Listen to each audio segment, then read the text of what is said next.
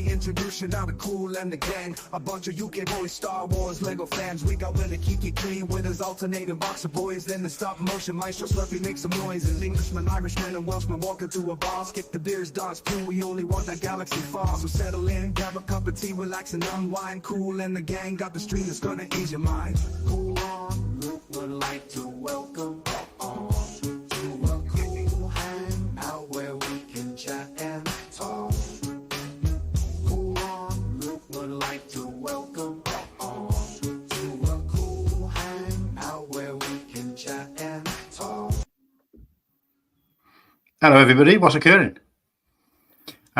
So welcome to episode 5 of Cool Hang Luke. My name is Cool Hang Luke, and I'm your hyper driver. And I'm joined by my co-hosts, as per usual. A slightly different setup because Whittakee's taking the first chair there on the screen. But so we got Whittakee, Martin. That side. Yeah, you're normally, yeah. And then Matthew, aka Slurpy. So thanks for joining me, guys. So yeah, for having us. So guys, if you're in the chat, let's have this.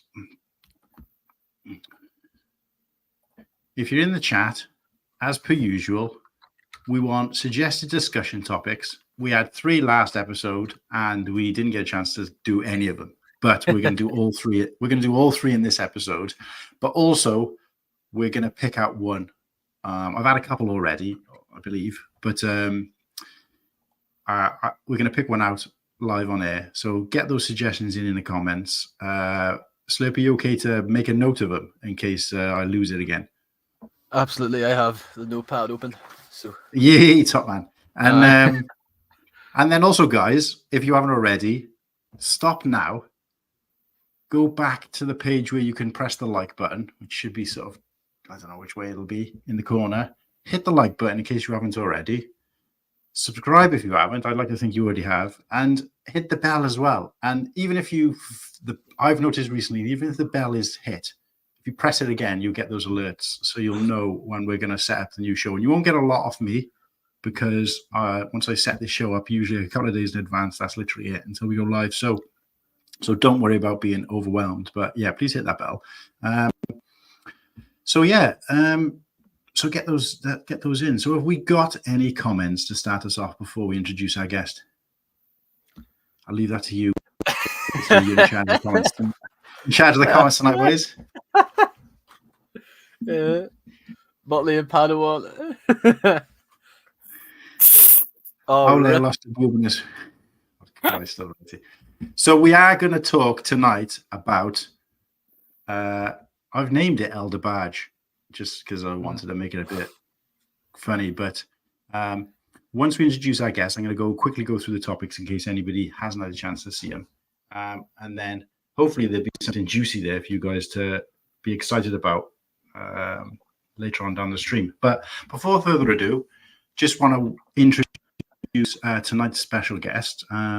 He's been around in the Instagram and YouTube community for quite a while. Definitely got a bigger following than any of us, which makes him kind of VIP, I guess, and like royalty to us here. But pleasure to have him on board. One of the UK Boy affiliates, and and a guy who's got a lot going on in his personal life at the moment, which involves Lego. Lots to talk about. So welcome in, Sam, aka Bricksam. So in the new Lego room. In the new Lego room. So look, mate, introduce yourself. What is your name and where do you come from? My name's Sam, hence Bricksam. Used to be Star Wars Lego Hub, but not Star Wars specific anymore. So yeah, Bricksam, bit more generic. And from Worcester, UK. So we, as per usual, we try to tailor our topics to how do I say, to the guest as best we can.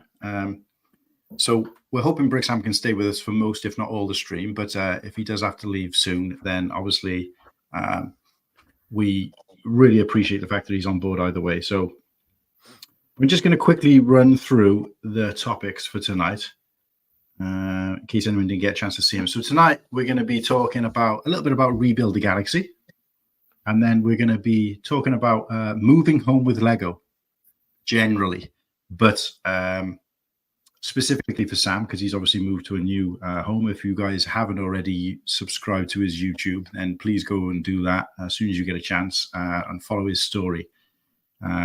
We're also going to talk a little bit about Bricktoons. A lot is going on in the Star Wars Lego, the Lego community at the moment.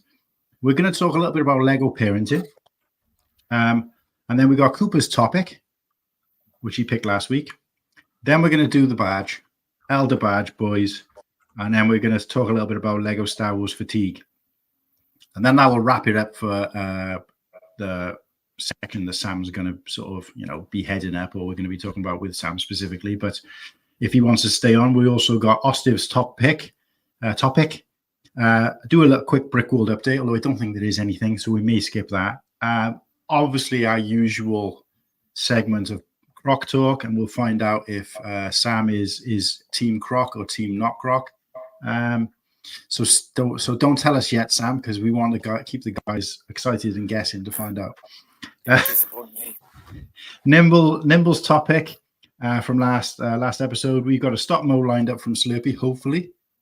We're going to do a little section on Bristol Lego, hosted by Whittakee, and then our usual segments: You Are All the Jedi, Viewers Top Pick up, Spend versus Save, and then shout outs who we've got. So, we're going on film tomorrow.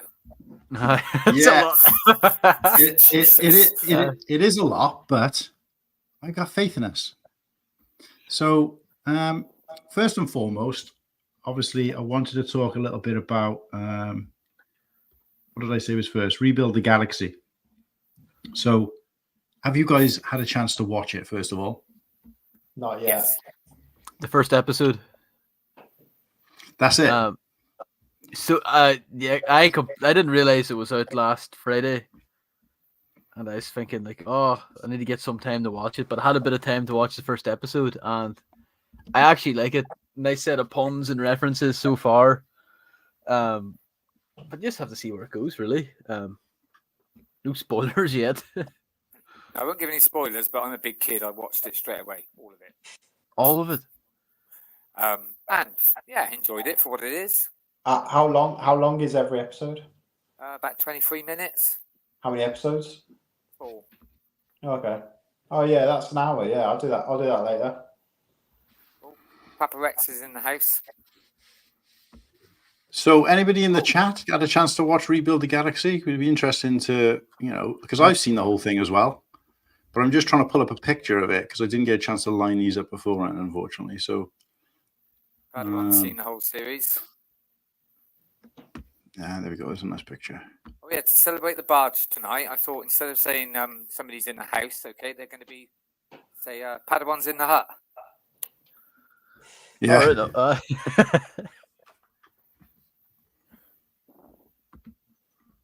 mean, I've only watched the first episode, but I think it's compared to some of the other original Lego shows and films, it's a lot better. I'm only a quarter of the way in. It kind of reminds me of the old Clutch Powers Lego film from 2009. Just really kind of reference heavy and in a good way. Without spoiling, you kind of know the dust of it anyway. They basically just turn all the characters around. Mm-hmm. Most of them. And some of them are funny, actually. I like the way they did that, actually, because it kind of kept you guessing a little bit throughout. But some of the things in there they did were a bit, like I said, I don't want to give too much away. I was hoping that more people had seen it so that you could give some, but we could talk about it.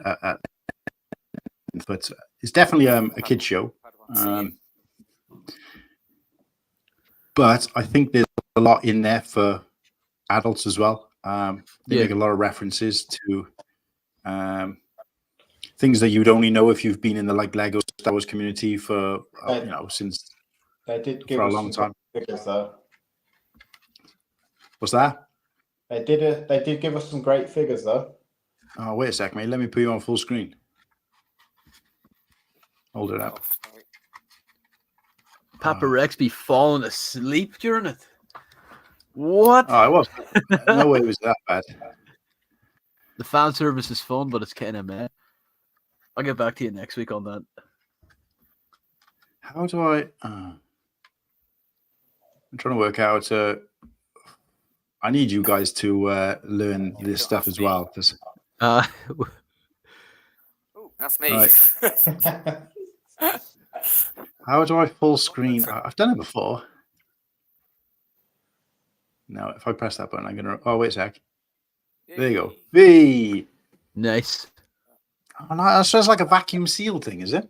Yeah, I used to have my best poly bags in there, but I just got rid of them because there was just too much money sat in these. But I didn't know where to put the figures, to be honest, because I'm kind of going like off just normal figures, and I'm basically buying again from AliExpress. Buying these cases. Right. So I basically put in like clones, rebels, empire, etc. So don't really have anywhere to put like off figures. So yeah, I've just stuck them in there for now. Keep them nice and clean. What's your favorite in your display? What was that? Sorry. What's your favorite figure in the display that you had there, the vacuum sealed one? Because I actually do like a lot of these figures from the Rebuild the Galaxy line. Yeah. All 3 sets.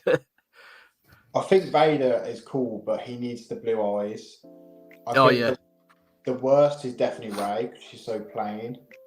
I don't know much about Darth Dev, whatever his name is. C-3PO is pretty cool, like little red eyes and black arm. I'd probably say Vader because it's the most unique, most like just out there, isn't it? So, but they didn't give Jar Jar cape, no? No cape, no. Oh damn! I'm trying to think. Did you have one in the show? I can't remember. I don't think so. But he had red eyes. Well, what I will say about the show is this, without sort of giving spoilers, there is loads of opportunity for some more great sets based on what we saw. Definitely. And I was going to steer away from Rebuild the Galaxy because although the Black Falcon does look cool and the figures look cool, I was going to steer away from it, but I actually enjoy it. I think it's I think some of the sets in it actually look pretty good, and I could get on board with it. I don't know whether it's really a spoiler to say that it's clearly not going to be the only season. But yeah, look, without spoiling it for too many people, I did want to generalize talk about it, not talk about it in great length, but maybe next episode, once everyone's had a chance to watch it all, we can talk about it a little bit. But I think for me, the generalization I wanted to say is that it's nice to see they've come out with something that's original. And I feel like everything they did in that show was for the fans. Like the names, Sig, Greeblin. And like a kid watching that, my daughter would really enjoy it, but she wouldn't have a clue of some of the references. I remember my dad used to saying that it was like Danger Mouse. We used to watch Danger Mouse when we were a kid. Oh, yeah. And he said that you watch it as an adult, and all the jokes are like adult based. They're not rude, but like you wouldn't understand them as a kid. And I feel like it was a bit like that, but for references, not so much jokes. But there was loads of references in there that I'm like, yeah. So just like to say, I really did like again, not spoilers, but I did like what they did with Luke. I was happy with that. Very happy. Yeah. They did him justice as well, which is good. So funny, but just yeah, it wasn't like laugh out loud. It was entertaining, but I feel like they made it for fans. and then for kids by proxy. You know, that's how it felt to me. It was like it was made by the fans, so it's made for the fans, for the people asking for things that perhaps we may never get in Lego. Yeah. But they did it there because you know, it was a chance to sort of do it tongue in cheek. What? So yeah. What do you think about they've only released 3 sets? But what do you think about the X-wing TIE fighter being one of them? Do you think it should have maybe been something else from? Because I've only seen the first episode, and it's like, oh, they should have even have done. I'll just say like it's literally in the first few minutes the Nerf herder pen. It would have been cool to get like a set like that, like just something give because like that's the first time I see them more. You will see them. Yeah. The X and the, Well, you will see them more. But what I will say is that I probably saw the Lego sets after watching the whole season. I've still seen the Lego sets more, and I don't own them because they don't appear in there very much. They kind of, you know, they're not like TIE fighters and X-wings through the franchise. They're not like, I want to say they're kind of barely in it. They don't get very much screen time. You see one design more than the other. Put it that way. Yeah, and you don't really see kind of battle scene. I don't even think they fight each other, do they? Oh, there is. Yeah, there's a. Is there a battle scene between the two? I know there is between Jedi Bob and one or t'other, but I don't think they fight each other. Yeah, it's a bit of a hodgepodge, but yeah, there is a ship in there which Padon's making reference to. Let's show this comment.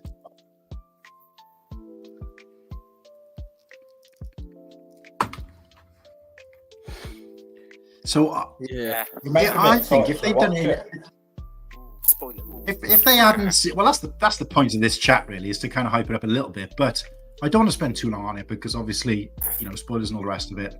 But I think what Padawan says is, and I think they could have got away with if they'd done that in any other color, because it does appear in the show and as he said, it's gold. But if they'd done any other color, I would have been saying, right, they've done that because they want to release it. And say they've released the Starship, but obviously they can't do it in the drum lacquer, silver, or whatever. But because they've done it in gold now, I'm thinking, so there's still a chance they won't do it because of the cost of the gold pieces. Yeah. So I just think, I don't know why they didn't just do it in like black or something. And then they kind of done the fans, and this is the kind of fan service I'm talking about, in that the fact that we wanted to see that ship in Lego. So we see it in Lego, but it's on the screen. But if they then followed that up with a set, then they can say, well, we've had it, not in the way we really wanted it, but we've got it, you know? So there's if they imagine it was lime green and they made a lime green starfighter, and people would be like, finally, but this is not what we wanted. Like they're being complaining, you know. It's I get that, but I think then it opens it up for mockers. It opens it up then for mockers. Is a little hint. Oh yeah. Yeah. Just need to add some legs. It'd be cool to see shouldn't say that. A bright pink. I think that's in the trailer anyway, maybe. Sorry, Sam. Go on, mate. It'd be cool to see a bright pink TIE fighter. Do you know? Yeah, remember, I'm not sure if it was in the comics or not, but there was that yellow TIE fighter, wasn't there? The weird angle at the front. Yeah, the mining. Yeah, mining ones. Yeah, just something I've seen a really good mock of that.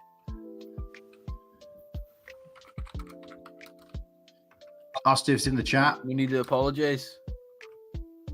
No need to apologize, mate. I'm glad you could join us. Miners Guild, sorry. What did I call it? Did I say Miners Guild? Yeah, it's a mining one. Yeah. Ostiv, the yellow. Ostiv, are you cooking up something in the lab? I think in case anybody didn't get a chance to see it, I was on Oaktown Bricks's. He does a weekly podcast, one-on-one, like an interview type podcast, and I was invited to be the guest on Friday, and we talked a little bit about it. And Ostiv at one point said, "Sorry guys, I got to go and cook something up in the lab." And I was like, "No, I got to go and mix something up in the lab." And I was thinking he meant like Dr. Dre style. He's going back into the mix, like. But it turns out he was like literally going into the laboratory to do some mix of some blood samples or something. So, but yeah, apparently it worked. So I'm guessing, Ostiv, you're probably just listening. But yeah. So let's add this back on. How do I get that?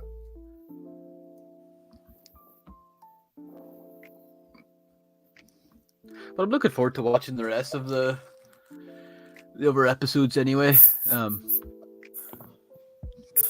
Stop doing that. I can't get this. I can't get the hang of this layout. There you go. I just wanted to see if there was anything on there that was worth talking about in the picture. Do you see that? Is the Greedo thing in the first episode, Martin? No. So guys, you just look at that there. I mean, it's in a poster, so it's not a spoiler. But just look at that there. Can you see what I'm seeing? Yeah.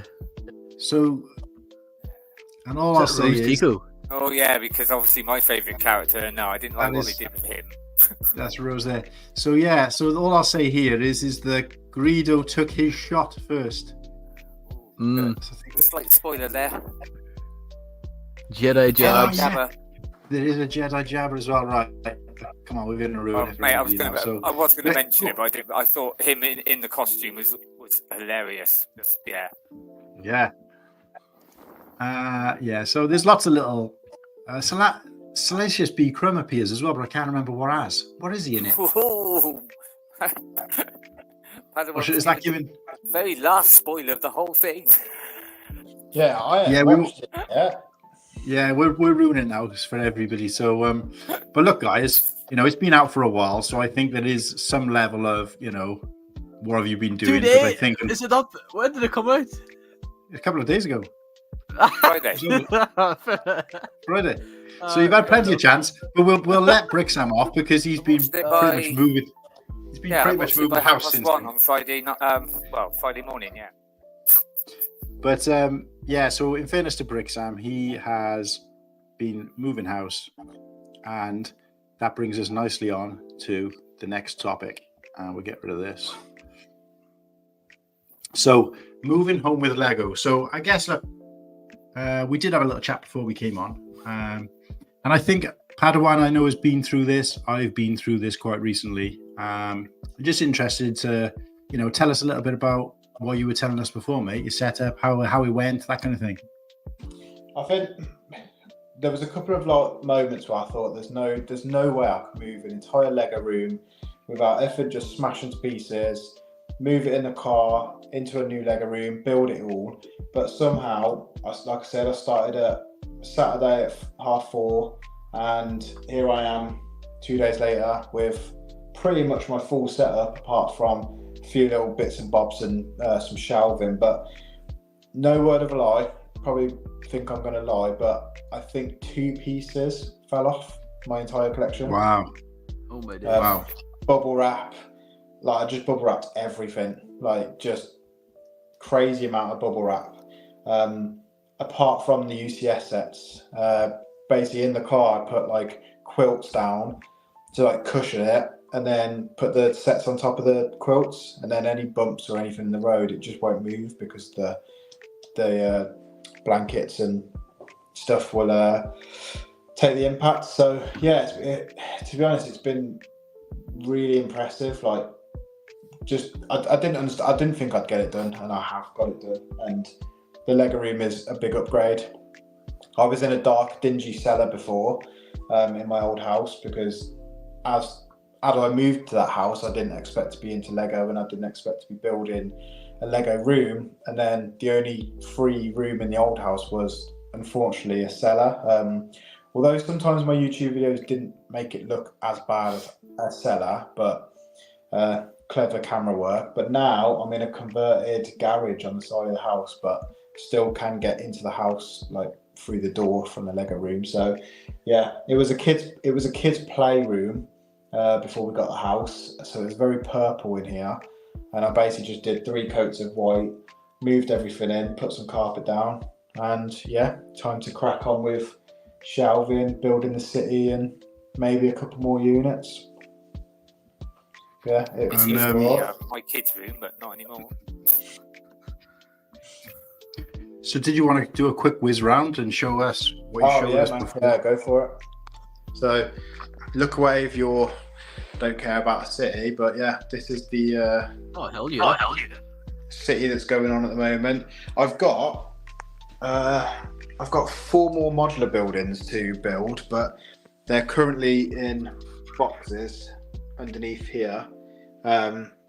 So basically, I knew that I was going to move house, and I thought I want to just go all in on a city. So I spent a good few £100 on modular buildings. I got the it's not the town square. What's it called now? It's like Assembly Square. Yeah, Assembly Square. That's under there, and I've got a couple more buildings to build. Got all the trains. Quickly whiz one round for you. It's got little lights on it as well, which is pretty cool.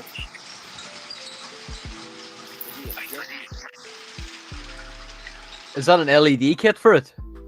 For the Yeah. for the light? Yeah. Yeah. And then, of course, I've got the UCS. I'd never get rid of it. And then Star Wars is looking a little bit slim, but sacrifices I had to make. Some more minifigures.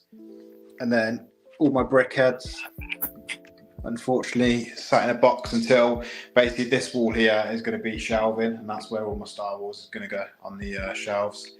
And then these other little Calyx units, or whatever they're called, will be dismantled and parted out. To be honest, I don't really like the big units anymore. Like, I'd rather loads of like track shelving. What's his name? Bricksam used to have it in his old Lego room. And it was just like metal track shelving, and it just did the job. So yeah, I'm going to do that. Probably spray paint it white. Yeah, there's a lot to do in here, but I've got the time to do it, so it's good. Big upgrade. I'm excited to see how much I can fill this room with Lego and fake Lego. Like Do you want to talk Lego? Yeah. Do you want? We were talking about this before you came on, Slurpy. So this will be interesting to you. But we can do a quick sort of 2-minute on non-Lego. What's your thoughts on that? I basically just stopped being brainwashed and sat back and laughed at the people who attack me for buying fake Lego. And I thrive on it, honestly, because, like, don't get me wrong, you know, UCS Millennium Falcon is an unbelievable set, and to pay 400, 500, 600, 700 quid, however much you pay for it, is worth every single penny. But when you start then going down the line where, for instance, this train with the LED kit that I've put into it, that was £28 off AliExpress. And then right next to it is I don't know what the white high-speed trains. Oh yeah, the white high-speed train. That's like 90 quid. And I'm just thinking, like, they both move. One of them's got an LED kit that came with it. The other one hasn't. They've both got remote control cars. So why, you know, what's the big purpose of buying Lego? Like, I understand going to the Lego store. Is super excited, seeing a favourite set, going home and buy it. But wouldn't Lego be better if there wasn't leaks? Like, and that's what I was saying to you guys earlier. Like, imagine walking into a Lego store for the first time on release day and not seeing what the sets are. So that the Jabba sail barge, it looks incredible. But straight away, because I've seen it now, I have time to process, is that worth £400 or £500? If I saw it on day one of release, I would, no word of lie, go, that is absolutely incredible, I'm going to buy it now. And that's what puts me off spending so much money on Lego, because one, the excitement of buying it actually dies because of all these leaks. And secondly, it just sits on the shelves. If you like Lego so much, then crack on and build a Lego city, because I think it's so, like, for me anyway, to kind of cure my ADHD and just stop thinking about the rest of the world. I can sit there, I can build a little house, I can build a train station or whatever it is, but with a Lego set, you put a couple of hours into it, it's done, it's sat on a shelf. Right, now I'm going to go spend another £100 on a set because I need that like building experience. Yeah. And I think I'm kind of like, to be honest with me, if there wasn't Star Wars Lego, I wouldn't have any Lego. That's honestly.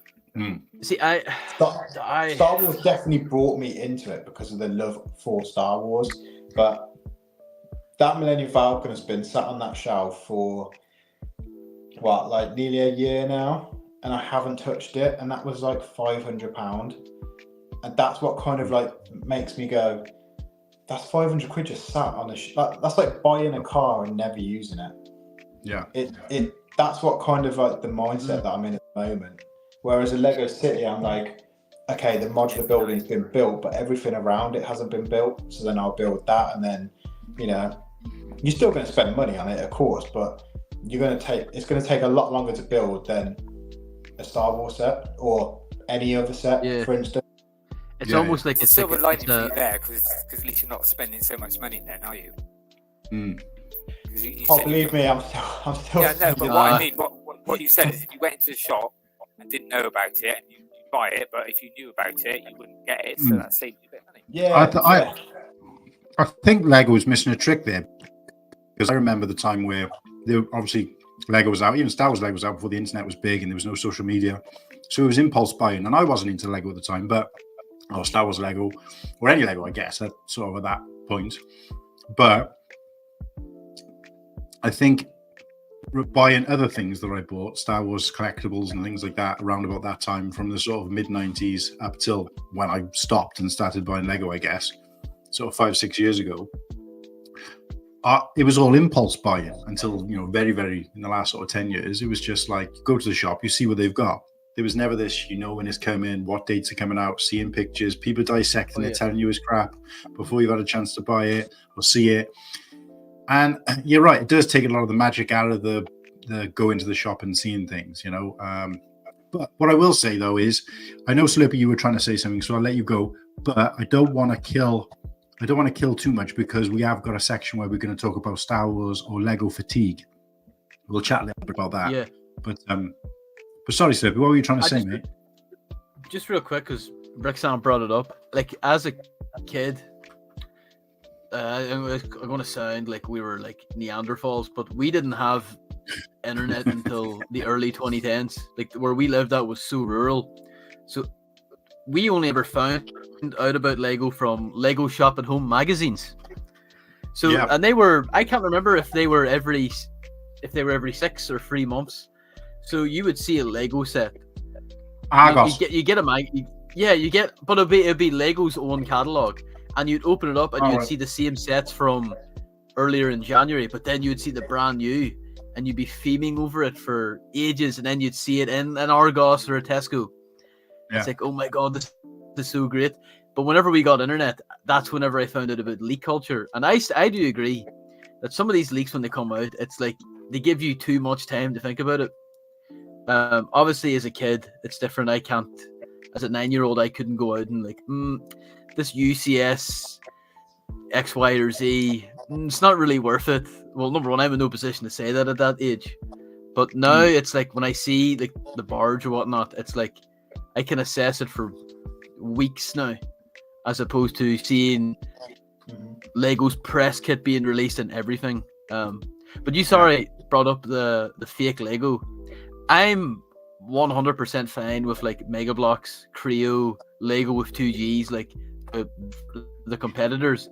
They kind of clone the Lego, but the AliExpress brands have always been so funny to me. I don't hate on anyone for buying them.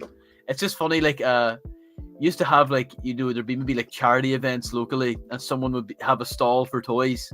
It's like, I'm selling Lego minifigures for £6 each, and you'd go up and it's like Team Boba Fett. The minifigures are bad. The minifigures will always be bad. I watched your video about the literal clone battle pack. Like, it's like that box of different. They're all. Oh my god! It's more funny to me. when people say, "Why do you buy fake Lego?" I spent £2 on that, and I'm on like 27k views. I'm happy with that £2 buy. Yeah. It's given a lot of people and myself some good laughs. It is funny. Like some of those fake Lego pieces, like you know, you maybe that stud shouldn't have connected there, and then you take it apart and it's like the clutch has been completely removed. Like it's like this it only costs a few pence anyway. Like I've seen the Ewok Village UCS sets on AliExpress for £50-60, and I'm tempted to buy that to see. Like, what does that look like? But yeah. No, I've seen that in your collection. It looks good. I mean, And that's all. Is it? Fake Lego, yeah, AliExpress. I think it was 30 or 40 quid. It's incredible. Like the quality of the brick as well. It's a phenomenal set. And if you're doing this, like if Lego releases this, you're paying like $250 minimum. Well, the thing is, right, what I'd say on that topic is that if you were buying that instead of the Lego set that was out and available to us, then I wouldn't question you buying it. Obviously, I wouldn't question anyone buying their decisions, but I would go for the Lego set, I'll be honest, right? Depending on the price difference, but I would either go for the Lego set or not buy anything. But in that particular case, and that ship that you just showed then, Sam, it's not available to people, readily available to people. I mean, you can pay thousands of pounds for it or whatever, but it's so... And obviously, I would like to have that in my collection now, especially now that they brought the MIDI scale out. So that's something I probably would potentially buy. And again, I think we're going to go too far down the hole here because I do want to talk about fatigue. What the hell was that? A fake one. One isn't. Which one? We should do is we should earmark this. Get your notebook out. Difference with that figure. Get your notebook out, Slurpy. We should earmark this for another section. And obviously, Sam, if you ever want to come back and talk about fake Lego, we'll do another show because I think we could really expand on that. And I do want to try and stick to our banners. So apologies, guys, but we're gonna quickly do a little bit on. We have got a little bit on Lego fatigue, but before we do that. I just want to cover another TV show that came out. Sorry, Martin, I know you were trying to put that comment up, but I want to just put this up first because I've lined this one up ready this time. That's the best picture I could get. So we got that Noah's Ark thing there, which you'll just have to ignore, but it's only for a frame of reference. It's only for frame of reference. So say that's I think Bristol. I've never seen this. So this also is new to Disney Plus and obviously Lego based, and for them to get two Lego based shows in a short space of time like this, I think tells us something about where the brand is moving. I think it's great. So I've watched all of these, and I'll say this much, Sam, your boy is going to love this. It's really good. I'm assuming he likes this. I didn't know. Because this seemed to just drop out of nowhere, though. Like, I didn't see anything for it. Yeah, well, obviously, I'm quite close. My fiance Kirsty used to work for Disney, so she stays up to date with a lot of the Disney stuff. So I think probably, but I mean, because it's Lego, I've been seeing it for a while. I don't know how nobody else has, because I feel like it's been sort of shoved in my face on social media a little bit as well. But again, it could be to do with the algorithm, which is why I'm surprised that if anybody here hasn't seen it, it'd be Bricksam, because I think he probably fits in a similar algorithm to me, being a parent of young children, But look, I'm not going to pretend to know how any of that stuff works. All I'll say is that the show is really good. They're 9 minutes an episode, so for your boy, he's not going to get bored and he's going to switch off. That's good. They've all got which I think is the case with all kids shows, especially short form, but they've all got a sort of underlying, what do you call it?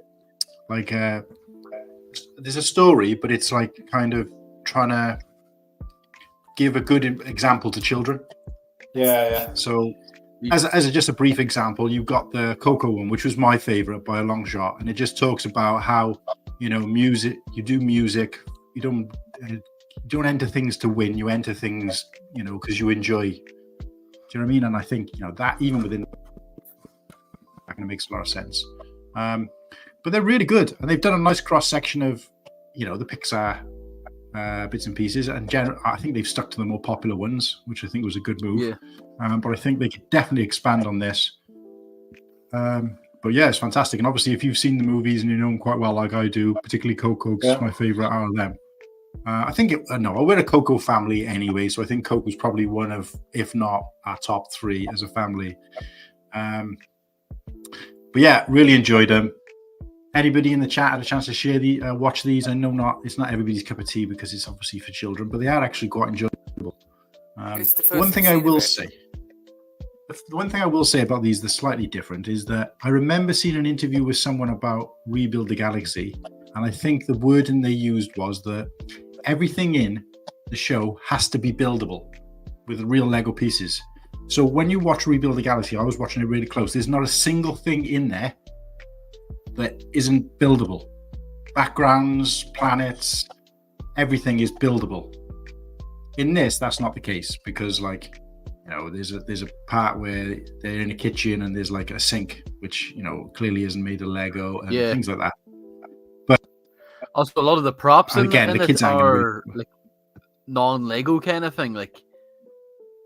Yeah, it's kind of a mismatch. I mean, Lego are the main sort of. It's the main. You could tell it's Lego. It's Lego all the way, but it's like there's things in there which are like that's not a piece. So, for example, in the first episode, Lightning McQueen goes up and down on this thing that you fix cars on. They don't even call it like a jack thing, and none of that. It doesn't even look like it's made. They've tried to make it look like it's made of Lego, but that's fine. No, I wasn't really looking for that. But in Rebuild the Galaxy, to kind of compare it, it's just purely everything is buildable. Obviously, there's some characters in it and animals and things like that don't exist in Lego yet, but they still appear in the form they would if they were real, if that makes sense. And I thought it was quite interesting. So they have and whatnot. Yeah, because even when you play the Skywalker Saga on the the computer game, it's you don't. There's parts in there that you can see aren't built by Lego. They've just made it look like it's Lego rather than actually be out of pieces. But everything in Rebuild the Galaxy is a piece of Lego, a thing. So you could effectively build it and make the entire show yourself. I think so.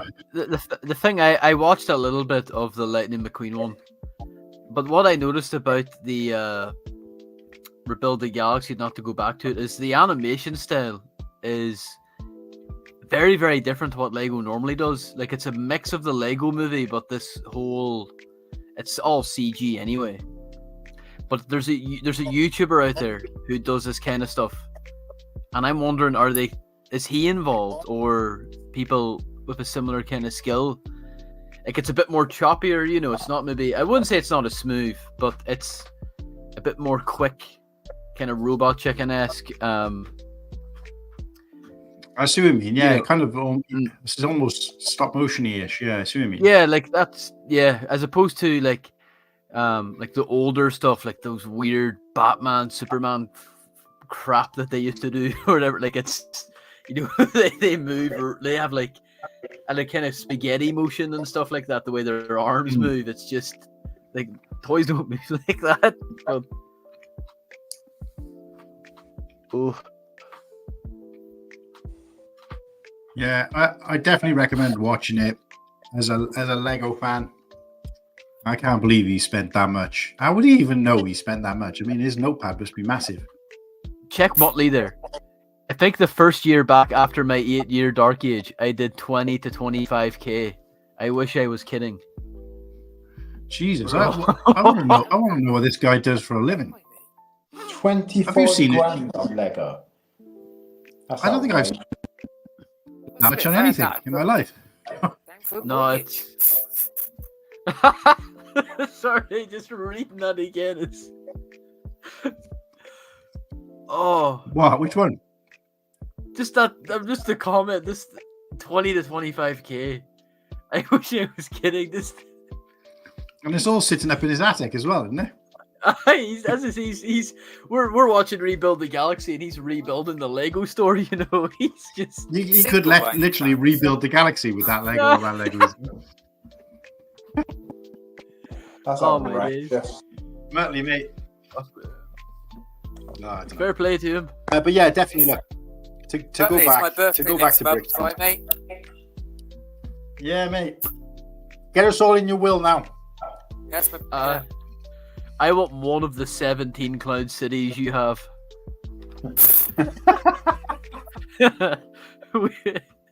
Have you seen this, Sam? Have you seen his backlog? No. Muttley's in the UK boys chat. He's the guy who keeps sharing pictures of like stacks and stacks of the same set from like 10, 12 years ago. So that's that guy. And yeah, the love. It'll just be like, great. you say, oh, I found this old set on Facebook. And he'll be like, I have 6 of them. Yeah. Crazy. I don't think has he ever built any Lego? Did you say? I don't know. I mean, I got a bit of a backlog, but one of the sets I've always wanted was the Imperial Inspection from 2005. And he has one sealed and he has one built. And it's the first time I've seen him sent in anything like a built Lego set. And I say, all right, he's real. And he's not a Lego investor either, is he? He does it because he's eventually going to build an army. He could literally fight a small country with the army he's going to build with that. So. Anyway, so Bricktoons, guys, definitely check it out if you get a chance. It's really fun, great for the kids. Like I said, Sam, your little boy is going to absolutely love it. I'll be watching that, definitely. I'll give it a 9 minutes a piece. Kids, so. Yeah, 9 minutes a piece, and there's definitely YouTube, more to come from that. Yeah, so I actually watched the Young Jedi. So I really enjoyed it. It was good. So let's get back into some more adult talk, and I try to do this so it flows nicely. So this will flow nicely with Lego parenting. Now, this is where I clock out. Yeah, mate. yeah, I was going to say no offense to you, Slurpy. You may be able to take some notes since you got your notepad out. But and Whittakee, you probably were you ever a Lego parent? I know you're still a parent now, but you know what I mean. Did you have kids in the house when you had Lego? No, not really. Sort of, my son got into it a bit later when. I mean, he's 27 now. But he does occasionally buy the old Harry Potter set. But not like what I'm into Lego now. So I've tried to get my daughter interested. Nah. Well, people were absolutely horrified, including my own fiance, when she heard in a stream. Was it our last stream? No, it was in Oaktown's stream, I think, where I mentioned that when my parents used to buy Lego for me when I was a kid. This is long before Star Wars because I was born in 1980. So mid-80s, we'd get a Lego set for Christmas. A couple of years on the trot before we started getting into older sort of people's toys, if you like, or older kids' toys. And they always used to build the set for us. So it was built Christmas morning. And I never thought there was anything wrong with that until my fiance was like, Oaktown was like, what? And then, but the thing is, because if I could show you, I should have dug them out. I'll definitely try and do it for the next stream if someone reminds me. But I've still got the instructions for a lot of those sets. And basically, in the instructions, you get just one big bag with all the Lego in. And let's just use the example of the castle that I had. So it was the castle from like 1984 or 1985, I believe. So it wasn't the first ever castle like the yellow one, but it was like maybe 2 or 3 iterations down the line. And it would have been the equivalent of probably a £120 set now, adjusted for inflation. Christ knows why, it was probably about 30 quid then.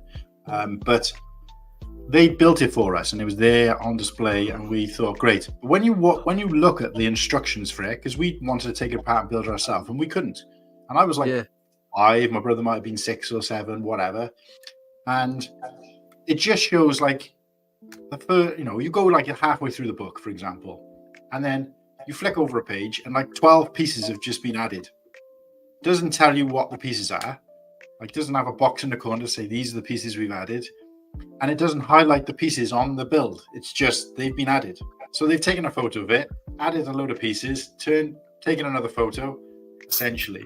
Although it wasn't even photos. So it's not, it's like a drawing of the essentially a drawing, because this would have been before you could do stuff like that on a computer. So it was a drawing of the set, and then that was it. So it was like you'd miss stuff all the time because you'd be like, well, and then you're looking for the pieces, and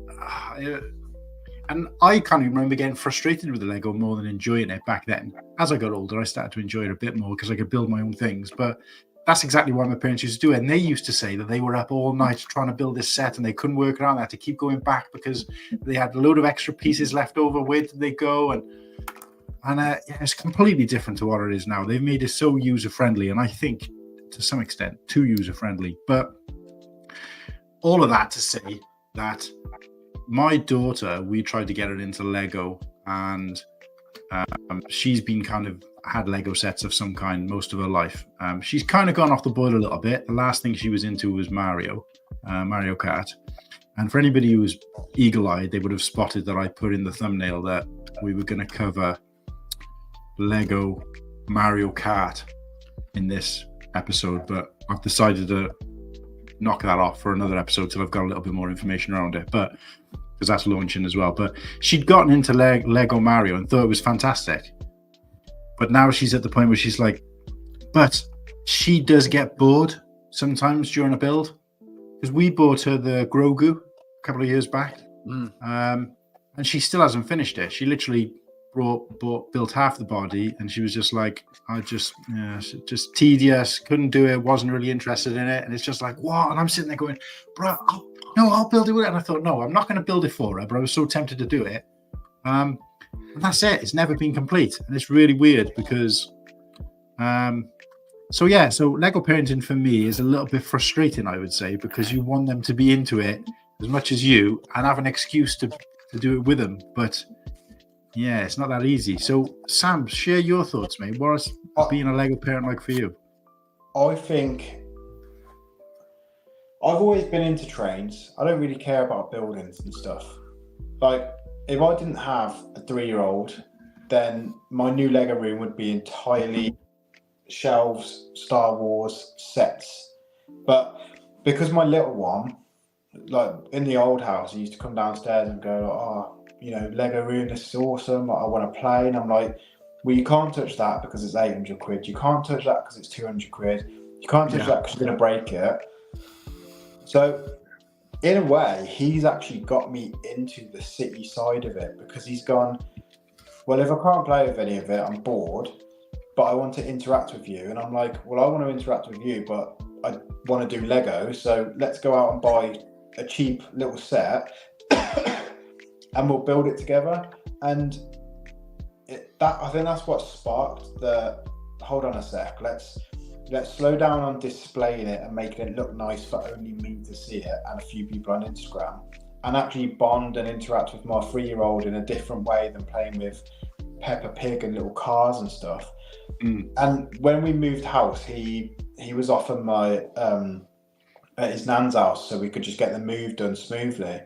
And out of all the rooms so obviously he came to view the house with us, and when he came back, when we'd all moved in, he ran straight for the Lego room and was like, whoa, got the trains out quickly. And I was like, yeah, this is mint. This is exactly how I see Lego. Like, Lego calms my mind. Lego keeps me building and getting creative. And I'm watching him. I think I did a YouTube video on it when I started the city a few weeks back in the old house. And he'd built a car park. And so he had these cars, and he loved playing with them. And I just started watching him build like little bricks like round the edge. And I was going to say to him, like, because it's hard for sometimes as a parent, you're like, oh no, don't do that because I want it a particular way or some sort. But I let him do it, and he built a car park, like little grids for the cars to park in. I just thought that's amazing. And we're sat here earlier before the stream. Unfortunately, he got a bit annoyed that I kicked him out of the Lego room, but we're just sat there building like different bits of the track and whizzing the trains around, and that's what's brought me to love Lego more, because I've kind of reverted back into being a kid and getting creative, because my little one's gone, Dad, this sets on the shelves are boring, can we build something cool together? And I think that's what's made it. I bought him Duplo when he was, I think, between 1 and 2, and he kind of just put a couple of pieces together and went, "This is shit," basically, and just went, "Nah, not." Don't want it. Whereas because he's interacting with me whilst we're building it together, I think that's what's brought him then back into Lego. And you know, he's got trains, he's got his cars and stuff, and you know, I bought that the London tour bus. I would never have bought that before because I don't care for it. Whereas we went out to B&M, bought it. I think it was like 20 quid, and he's obsessed with it. He takes the roof off, puts the people in, and I think that's what has brought us together to enjoy Lego together, and that's why I've kind of slowed down on building these gorgeous UCS sets, because I'm so invested in having time with him and doing it. And it'll be the same for my newborn as well. As soon as he's able walking, I'll give him some bricks and I'll go build something. It'll be like Shark Tank. Build me something good, and I'll accept you into the Lego room. That kids, it doesn't matter. Family and interacting. Yeah. Like, it doesn't matter what country from. All kids love trains. Like you're saying, I'm like, yeah, it's especially Lego trains. Like it's. If I'm sorry, on a train, I see a train, I don't care for it. But a Lego train is just different. It's different. But my brother used to be into Hornby trains, and I was like, I never cared. But just seeing them so small, it's like, and when you see them at like the, you know, at shows and stuff like that, like the Lego trains, it's like, damn, I don't care about the real ones, but these ones are just. Yeah. I was when I was a kid, but to be honest with you, I think it was more to do with my dad, to be honest with you. Right. He'd make these massive, you know, sets and like plaster Paris and make tunnels and yeah. And did I think somebody said that they've made more Lego train sets than any other, like at least any other vehicle. Apparently, from what I've heard, maybe not cars, because obviously there's different versions of cars, but in terms of like, you know, I don't think they've made enough trains, and that's not me because I like trains. I think like if you click building blocks trains on AliExpress, the amount of different trains that come up are just incredible. Whereas the Lego ones, they are pretty basic, and they're starting to catch on. You always need to buy 2 sets to create like a train that can go back and forth. So I think the latest one was that blue and yellow one. You had to buy 2 to make it look like an actual train. It would be cool to see them do. I know the city trains, like that brings a lot of boys to the yard, but I think I don't know what they're actually called in real life. The name escapes me, but I would like to see them do some steam engines. Yeah. Just instead of like generic city train.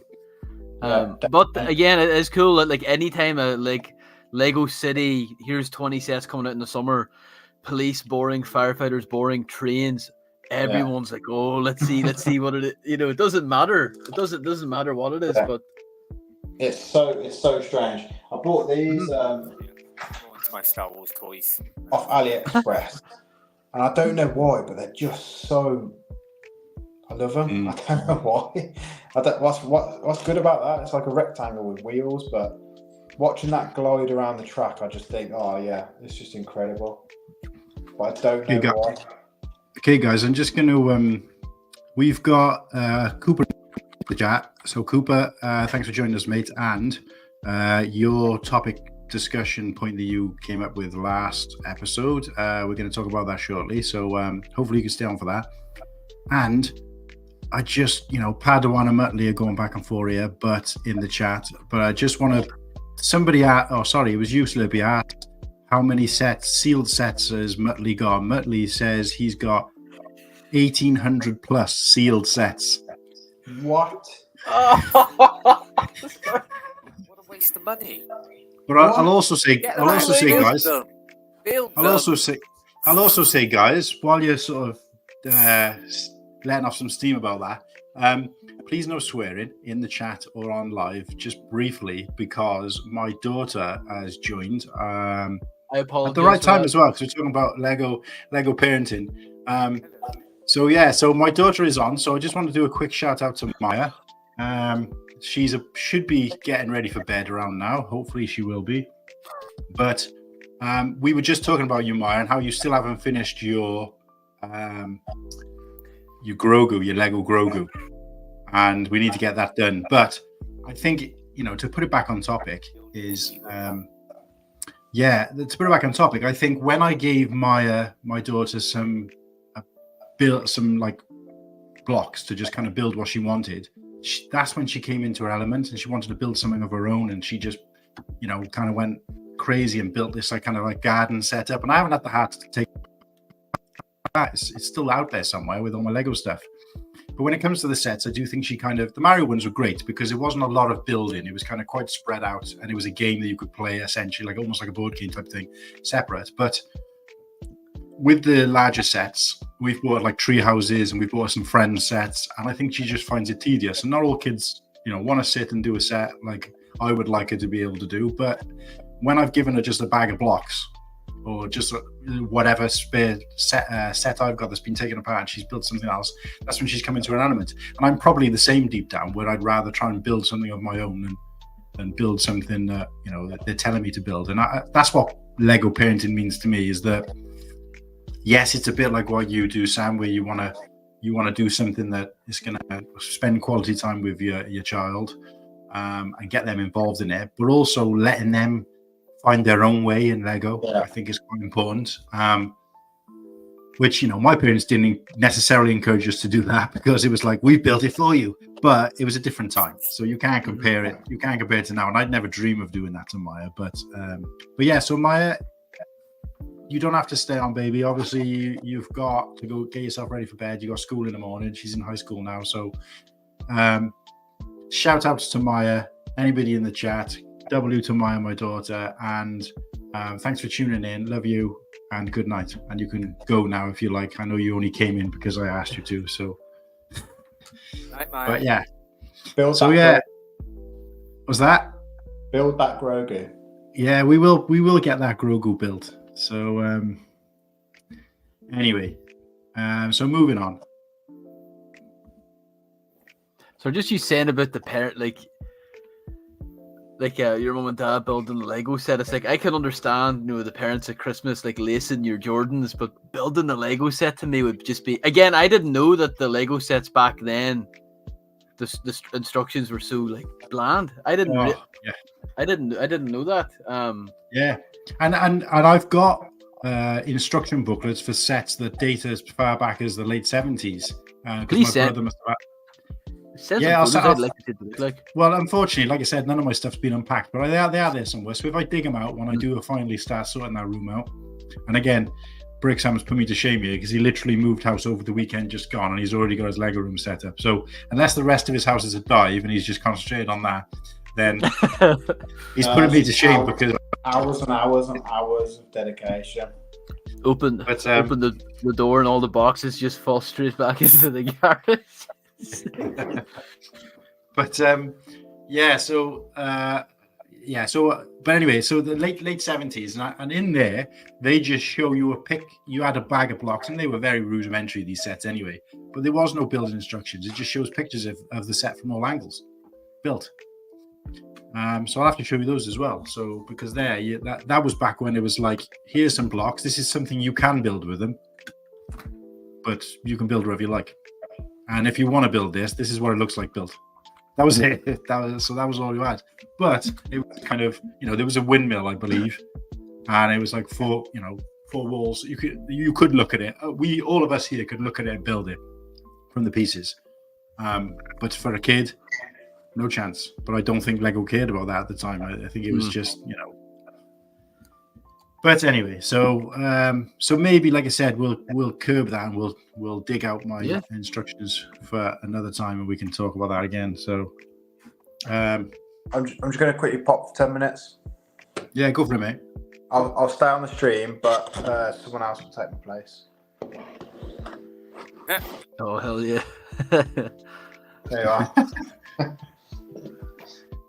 Is that the real one or is that your AliExpress one? No, this is the Phantom Menace. Right, okay. Oh, Brickhead said one, yeah. Yeah, because he flashed up a General Grievous one earlier, which I know doesn't exist. So, but yeah, so we're on to our first. There he is. Yeah, so nice. I like the Grievous actually. It looks pretty cool. So our first pick. So Cooper, shout out to Cooper. Thanks for joining us, mate. Hopefully you're still there. Give us a quick nod in the chat if you're still here. But your topic that you picked last week, and apologies we didn't get to it, was what I think the wording was what's everybody's white whales. So Whittakee, go for it, mate. What's your? You can only have one because we want to keep this under 3 hours. Especially you two know what it is because we spoke about this about 2 shows ago or 3 shows ago. Mine is the Christmas X-wing, the one that only the Lego. Yeah, got. please. Have you ever considered parting that out? And that's what I'm looking for at Chicago.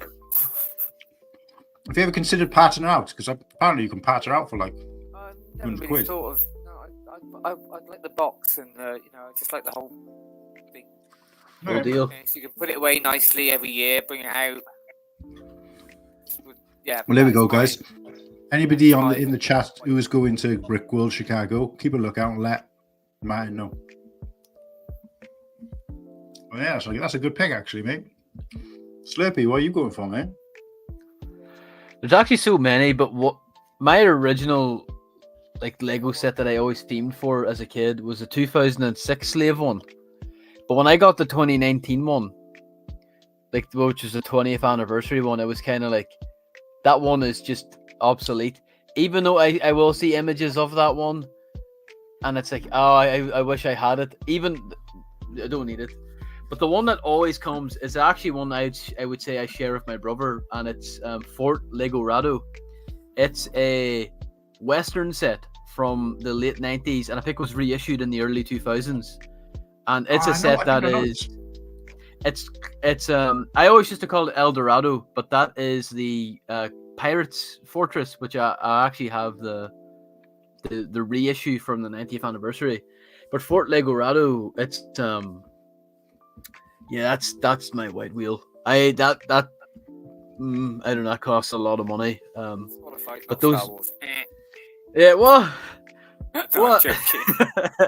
But no, Star Wars ones would be like the Imperial Inspection, like from 2005. Like that's just a classic set that just hits everything on all bases. You got your Imperial troops, Vader, Emperor, Royal Guards, and of course a really cool shuttle, and I do remember it. But yeah, it's my 2 white wheels. So I've put in the chat, and this is a shout out, what do you call it? Public service announcement. What is everybody's white whales out there, chat? And that includes you, Cooper, because you obviously posed the question originally. But whatever it is, Muttley's got 12 of them. I can guarantee that before you even told us what it is. Yeah. What to ask Padawan? Is that the one with the figures can actually go in the bridge? Is it that one, or is it the? So yeah, I think that's the only one where the figures can go into the bridge. Yeah, it slides down, doesn't it? I'm not too sure what year it was. I know it was on his top 5 picks, wasn't it, for beta sets? That was a. While we're on the subject of that, if you guys haven't had a chance yet, I don't think there's anybody who's watching this who wouldn't already be watching ACOB. So I'm not going to try and blow smoke up my ass. But if you get a chance, go and watch the last stream, Thursday's stream from ACOB. Padawan, UK Boy representing, was in there, co-hosting with Brent and Live Bricks. Tyler was on there as well. And they all did their top 5 all time. It's just a great stream. It was very interactive. It was one of the, and it's sad to say this, and Sean, if you're watching, it's sad to say that we thought it was a great stream, and Sean happened to not be on there, but I'm sure it was to do with the content more than the people on there. There's a slight advantage for us Brits. It was on earlier, so we could stay up and watch the whole thing. Yeah, absolutely. So I wasn't watching it. Yeah. Time, I didn't know as well, didn't I? I didn't know it was your first, but I didn't know it was your chat, super chat. No, But yeah, I wasn't trying to watch. I wasn't mine trying to was watch week it 4. through cocktail sticks, you know. So yeah, I think it did help because with the British, I thought the UK boys were in the chat were a bit more lively because we weren't like half asleep or waking up just to go and watch it. So basically, I went to bed just as I would have normally been getting, to watch it from the beginning. So. But anyway, that's that show. This is this show, and as much as we appreciated that, I do want to say that the black and red theme that I used for this sort of chat, all the comments, the banners, and of course the thumbnail was our way of showing respect to James Earl Jones, RIP James Earl Jones. We're not going to cover it in this because I made the decision not to because it's already been done to death in via YouTube and Instagram. But for me, just that thumbnail was the kind of the respect that he deserved from me. So yeah, RIP James Earl Jones. Obviously lost another good sort of Star Wars legend there. It's just sad to think that eventually we'll have lost them all. So all original Darth Vader. Say again, sorry, Whittakee. I said, can I just do a very cheeky plug? Go on, mate, go for it. I have actually, it's on there now. It's a YouTube of my top least to favourite sets that I own, Vader sets. It's on my YouTube channel. I'll go and check. I'll be sure to check that out, guys. Go and subscribe. We watching it, whether I'm Bristolian or not, but there's a lot of Yeah, I'm part of the brigade as well, mate. It's terrible, but It's raw. It's raw. It's like. Yes, raw is organic. That's what we like. And check it out. And the thing is, other people don't notice it as much as you notice it yourself. I'll say that much. Yeah, probably. I did a quick video yesterday, which I transcribed the audio when I was walking to work today. So it just shows you what you've said. Because I was out and about talking, it wasn't particularly clear. I thought I'd have the wording up as well. I went through the wording just to add some. I put it onto Instagram. You might have seen it, but it was about me going to the shop and getting a Lego magazine for free. Yeah, I saw it. And it wasn't until I was reading through the transcribed audio, the wording on the screen, that I realized there must have been about 20 ums in there. And I was just like, right, I'm deleting all these because they're kind of embarrassing. But it just goes to show. But I don't think people notice it as much as yourself in most cases, from what I can gather. So, but yeah. And what I was going to do, if we didn't have such a jam-packed agenda, is I was going to say, shall I go back? Because the shop I bought from is around the corner is open till 11 o'clock. Shall I go back live on air and pay for it? No, funny. No. Oh, maybe you got my answer. You got my answer. I did, but it disappeared again. I don't know what happened to it. It said keep that and take something else back. Yeah. Don't be with the. Padawan commented saying it's treated like a GWP. You gotta take these wins with pride. I know, but I was brought up Catholic, mate. You did it on purpose, is it? Come on. No, not at all. I apologise. I've got a shoot. Oh. And no worries, mate. But before, what's your right wheel, if you have any? White way, mate, and then you can go. Because whatever it is, Muttley's got 12. UTS Imperial Shuttle. Yeah, that is a boy. Literal that is a boy. I think it's CS one, yeah, the big. Yeah, it's probably one of the most complete sets ever. It's just there's not one thing on there that I'd go, I'd change that. It's unbelievable set. Yeah, it looks great. It still looks great 14 years later. Yeah, it looks better than some of the stuff that's come out lately. Mm-hmm. Yeah, I think I'd be worried about trying to keep it. That's when they cared. That's when they cared. Right. So on that note, look, Sam, we won't keep you longer. I know you've got a young child and a new house you've just moved into. A lot's going on in your personal life. We appreciate you giving your time as much as you did.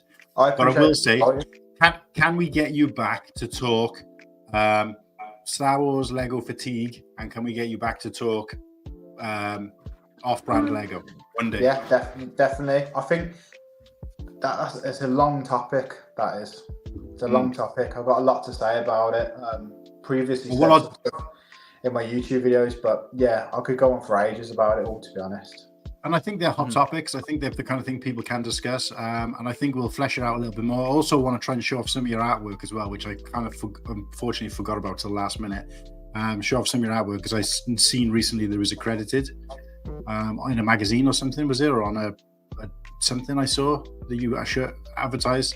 Anyway, that's a conversation for another day. I don't want to keep you. But yeah, we'll get you back on, mate, and we'll flesh these out. And I'll make sure that the topics on that occasion a little bit thinner. Yeah, 100%. Yeah, I'll definitely come back. I'll definitely do some more. Yeah, just it's been manic. It's been absolutely manic. But I said to the missus, I ain't missing the start of this. Like, I've been invited, so it's the least I could do is show up, and it's been fun. So yeah, count me. It's great to have you, mate, and it's nice to have somebody who's really thick in it, up to the elbows in it. So so thanks for coming, mate, and appreciate your time. This goes perfectly with some of the sub themes that are going on right now. Absolutely, but you will have to try and tune in on replay to find out takes on the badge, because we'll be talking about that. Right, I've got 30 seconds. Wait there. All right, here we go.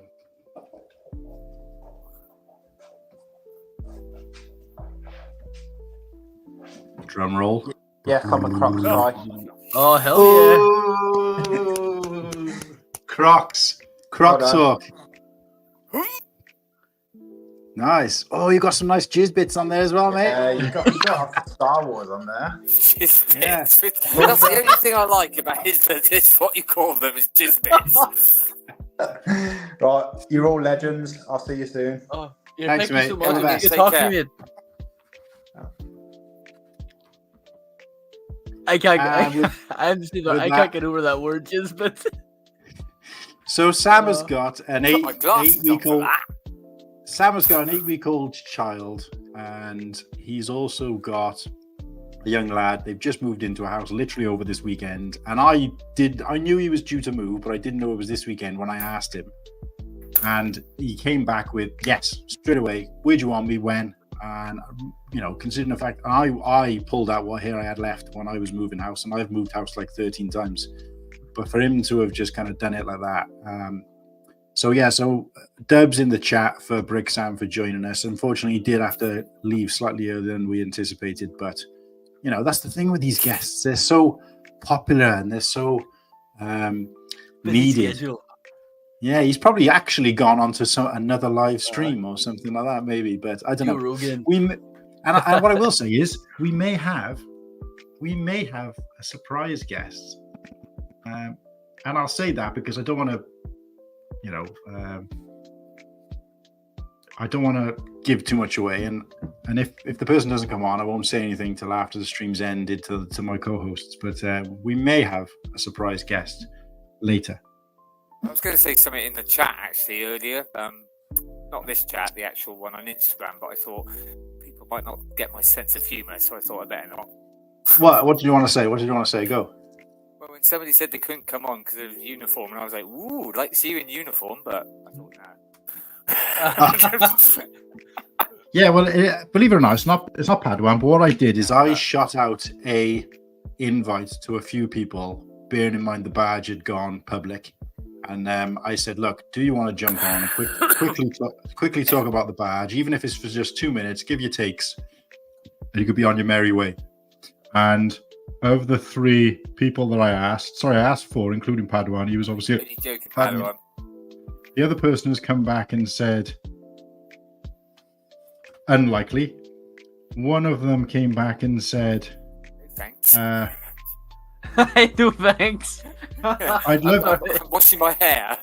I'd love to. I'm pretty busy. I got a pretty busy day go, but send me the link and I'll 100% make sure I can try. So, and then the other person hasn't gotten back to me. So we'll see. But, it isn't about guests. It's about the content. It's about the co-hosts, and it's about the guys in the chat. So, let's see. So what's going on in the comments? It's just Padawan and Muttley just having it out with each other over. Oh, Papa Rex is in the Papa Rex as well. He's with his jizz bits. Jizz bits. I did put that up earlier, but it's becoming part of the Cool Hang Luke lore now, isn't it? So nice. So Muttley doesn't have a white whale. Because he sold them all. Was in earlier. That he sold some, right? Christ. Jesus. So I didn't get to say my white whale, and if I'm honest, I was trying to get some take some influence from you guys because I couldn't stop and think about it. So the one set I would like to have, which happens to be a UCS set, even though it goes against everything I've talked about before, and I'd love to be able to get, is the Naboo, the UCS Royal Naboo, because I always love that ship. Whenever I play Skywalker Saga and I'm playing in space, which is my preference, The playing small one, the small UCS. the space battles. Yeah, that ship, Yeah. that N1 Naboo Crow. Starfighter. Oh, I absolutely love that ship.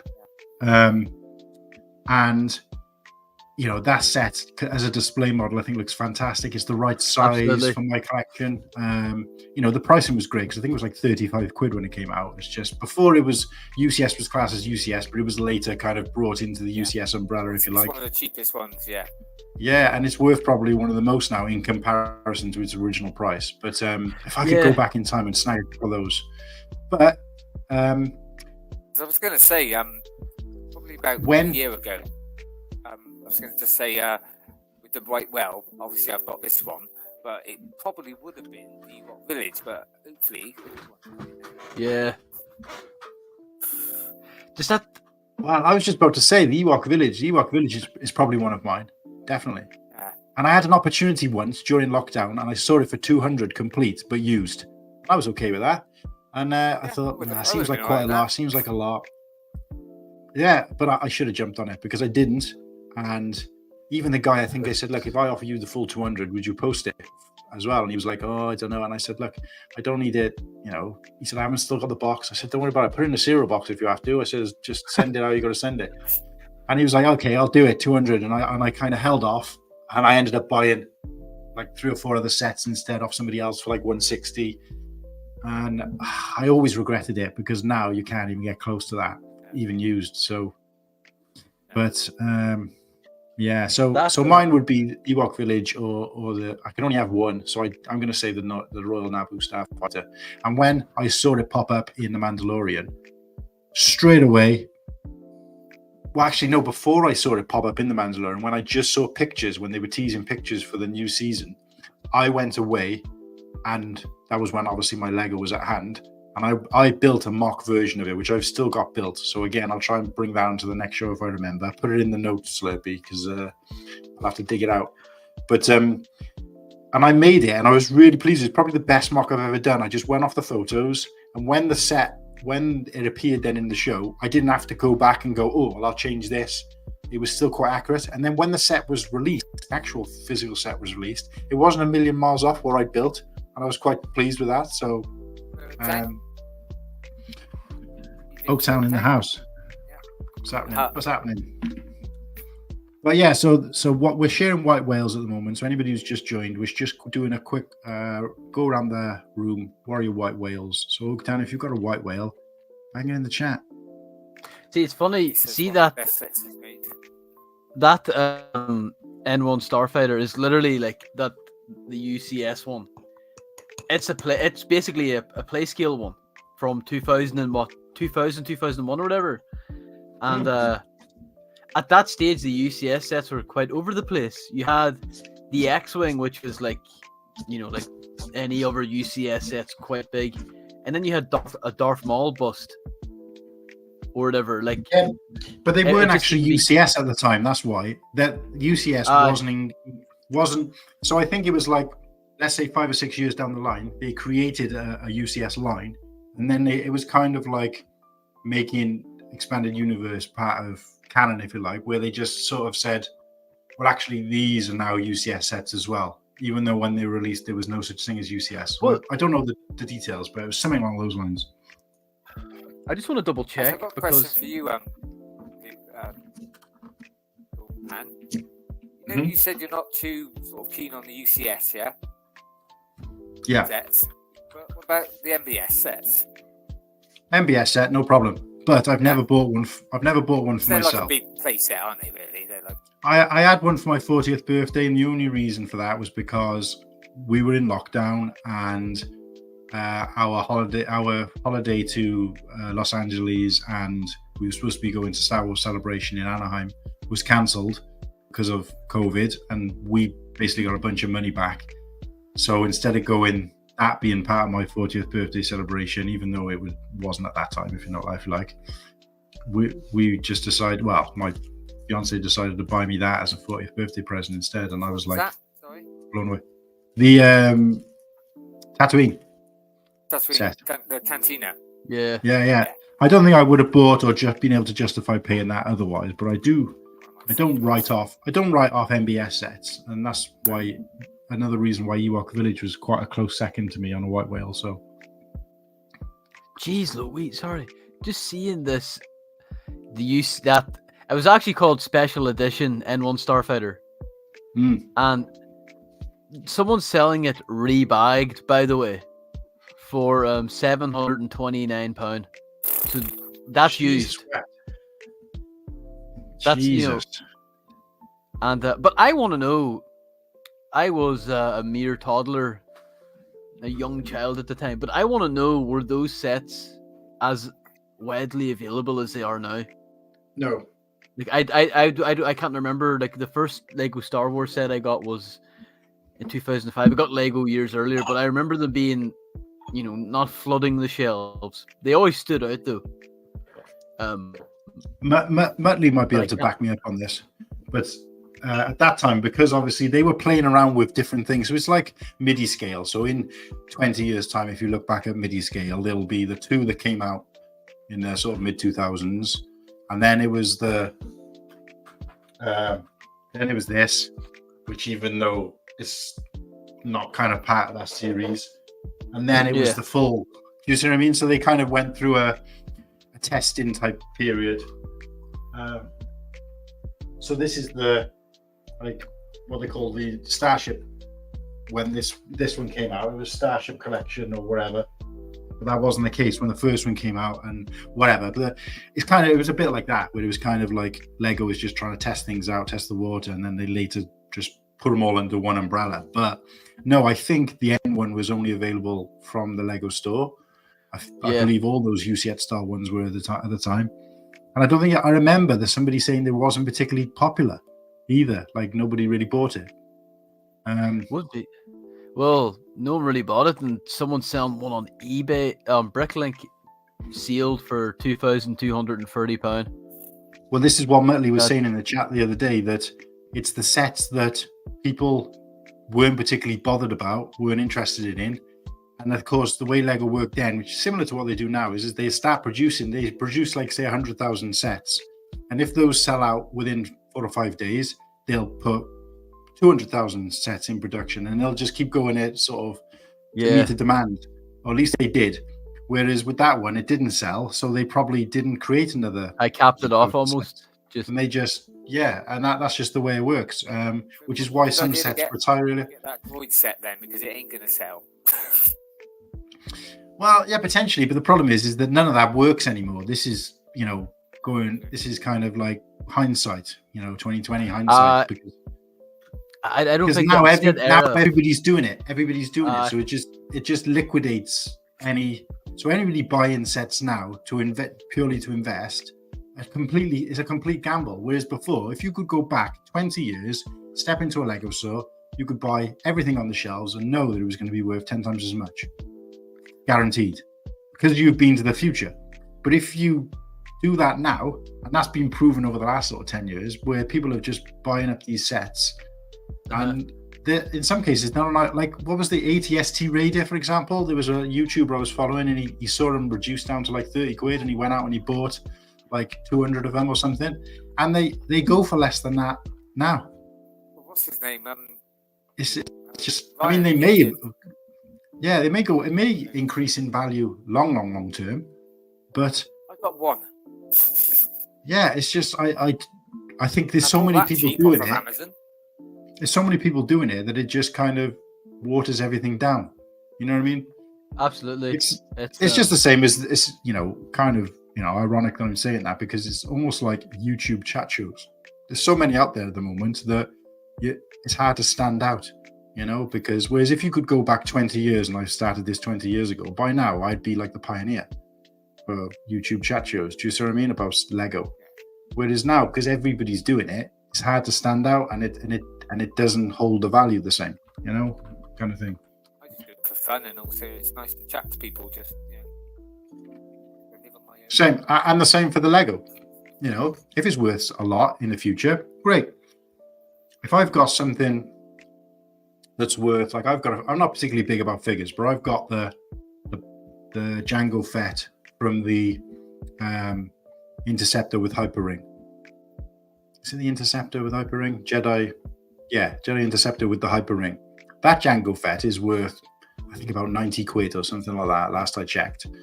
And I got him in that set complete with about 3 other sets for like 140 quid. So if the time came down the line and he reached to like 200 quid and there was a set I wanted that I didn't have a lot of money for, I'd be like, right, I'll just sell him and make the money and do that. I haven't done that. I haven't bought him because he was worth something, because he probably wasn't at that point. And I haven't thought to myself all the time, right, I'm going to wait till he's worth X amount and sell him. But it's not something I would write off. I would consider it if it was for the right reason. But I'm more likely to sell the figures than I would be the sets. But yeah, everything I've got, I plan to have built and opened long before I ever plan to sell it. And I have no plans to sell it anyway. So it's kind of like, people see my backlog, and I've spoken to a few people who've seen it, and they're like, "Oh, I'm guessing you're a Lego investor." And I'm like, "No, I haven't got the time. It's nothing to do. I'm not keeping these sets for because I hoping they're going to be worth something, and I don't even look, so I wouldn't know anyway, because I don't look at this kind of stuff." So I switched off on that myself. That's my downfall, saving up for Chicago, because I got nothing to build and I want to buy Lego sets and build them. Yeah, it is quite. I'm in a little bit of the same situation at the moment, and you're right. So, so we've done our white whales. We've got a couple of white whales from the chat, and if anybody else bangs in a white whale, Oaktown put a white whale in. Did we? It's that one. Sorry. Are you all right to do that, Martin? While I do the next thing. Oh, it's the Barracuda set, Bay. Great set, yeah. Yeah, I'm really, really terrible for non-Lego stuff, so I can't even picture that. But I think I know what it is. Is that the one with the pirate ship? Half a ship, or you can make the ship? On the island. Yeah. Yeah, you can actually make the ship as well, can't you? Take it off the island and make Yep. the ship? Is that the one? Yeah. Well, because we love Oaktown so much, I'm gonna do this. Oh yeah, that's a good set, isn't it? I'm gonna pull it up. I'm gonna full screen him. Wait a sec. Oh, I thought he was going to be our secret guest. No. Sorry, I meant I'm gonna full screen the. I really need to work out how to bloody do this properly. When did this come? So this the bit came out when? Was it 2022? I think it's. Oh, don't ask me. 2020. No, 1st of April 2020 in the US. Yeah, before then. My laptop is quite slow. It works fine for StreamYard and YouTube, but whenever I'm trying to pull something up in a tab, I can't get a. Sorry, go on. I was just going to say, I can't get a big picture of it, but I started at. I always remember it was June 2021 because I was a month late from for the Ant Blue thing, so I had to go and buy that off of. That's the best picture I can get of it at short notice, but that is a juicy set. Yeah. And I did buy Lego Pirates when I was kind of, whenever it came out. I think it was late 80s, early 90s. This takes me back to that, even though this says it's 2020. Is it that? That looks quite old. Yeah, 2020. It's probably kind of like the Galaxy Explorer, but this was an idea set. But it's probably like the Galaxy Explorer, where it's like kind of a redux of an original. Right. But yeah, it does look Eldorado old. as well. Yeah, where it's like, oh, here's the old, but it's new.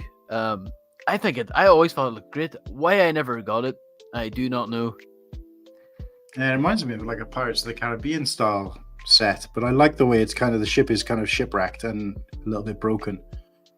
And It's it great. as a pirate ship is still pretty damn good. Like it's when you can rebuild it, it's not janky looking. It's still pretty girthy, too. Brickset has some cool images in their review. That's where I should be going, Brickset. So, right, guys, the next section we're going to talk about, and we're going to skip one because it was based around Bricksam, although we did cover a little bit. But the next topic is going to be Elder Badge. I should say Elder Badge Boys. So I'm going to quickly change it. But I haven't. We can share the pictures because it's now public, right? I mean, they're being posted by like Tyler's posting them, so it's like if he's not getting pinned, I don't think you should. But yeah, but I'm saying that I feel I was told that it's now been even since like we were all chatting in the UK boys chat like earlier this evening. I think it's since then, literally within like an hour before we came on, it was made public, I believe. Really? To be honest, I don't Yeah, know. so- I heard it was officially tomorrow, but there's been so many images put on today. I don't think it makes any difference. So I noticed that like Tyler, for example, had put what did he put? He put pictures of it before being public, pictures of it after being public, that kind of thing. Yeah, before, after. Loads of people just commenting, it's now public, it's public. So, Yes. what do you think? Should we chance it? Yeah. Why not? Is that your friend, Matthew?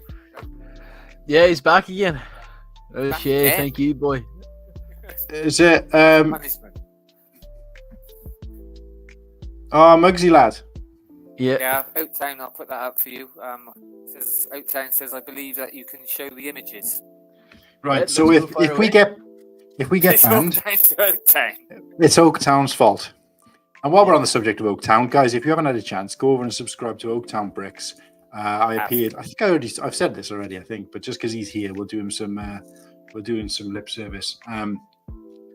I was lucky enough to be invited to be the guest on his weekly podcast chat show on Friday, and can't really call it a chat show because, as per usual, I got carried away and did 90% of the talking. But he's a very, very accommodating and a lovely lad, and yeah, it was great to talk to him. And yeah, we shared some really good stuff to the point where it's like I feel like we could do an episode 2, just like with Bricksam, where there was so much untouched territory there. I feel like we could go. Yeah. We could go again, but Oaktown, what I'll say, mate, is I don't know how free you are. I know you said you were in school, but we've got a half a show. I'm still going to get you on for a show of your own, but if you want me to send you the StreamYard link, mate, and you want to join us for the rest of the show, since Bricksam has left, then be our guest, mate. Let me know in this chat, and then I'll send you the StreamYard link if you want it. But what I am going to ask you guys to do is I'm going to skip the Badge Boys for now, just because I want you guys to sort of talk about the next thing while I get the pictures up. And this is what I was trying to get you to do before, Slurpy. I was trying to get you to have access to it like Martin now has, so that you could kind of help line up the pictures. Because I'm really struggling with trying to pay attention to what's going on, looking at the chat, and Better not be quick talk. getting the banners up and then trying to line up the pictures. But we'll get it sorted for the next show, definitely. But let's see what we got next on the agenda. So I can't give you that one.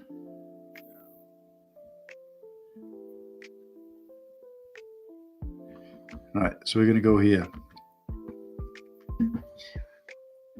Worst to first. This was a topic suggested by Nimble Saucepan. Shout out to Nimble Saucepan. Unfortunately, he's not with us. He did pop in earlier.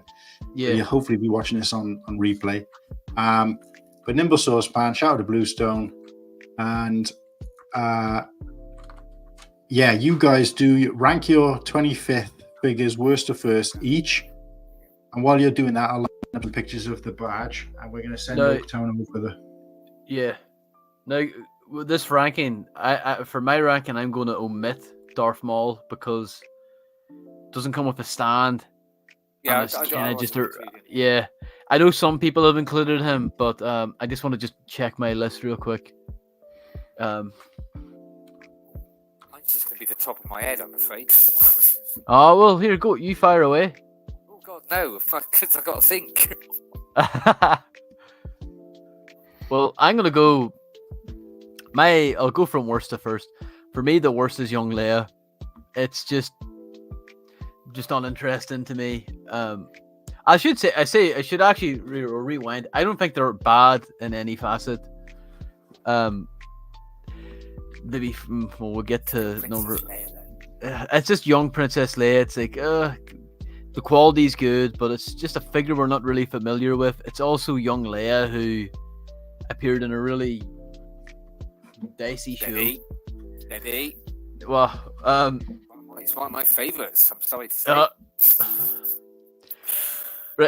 Number 6 for me would be Fives. Just because, like, I'm not a big cloner fan, but I do like the detail of it.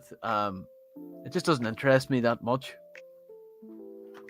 I do wish the pauldron was folded. I think the way it just kind of sits straight is just very odd looking. No, Motley, we're not going to list 25 figs, but we can do that if you want. Free for me is Cal Kestis. I think it's a great fig.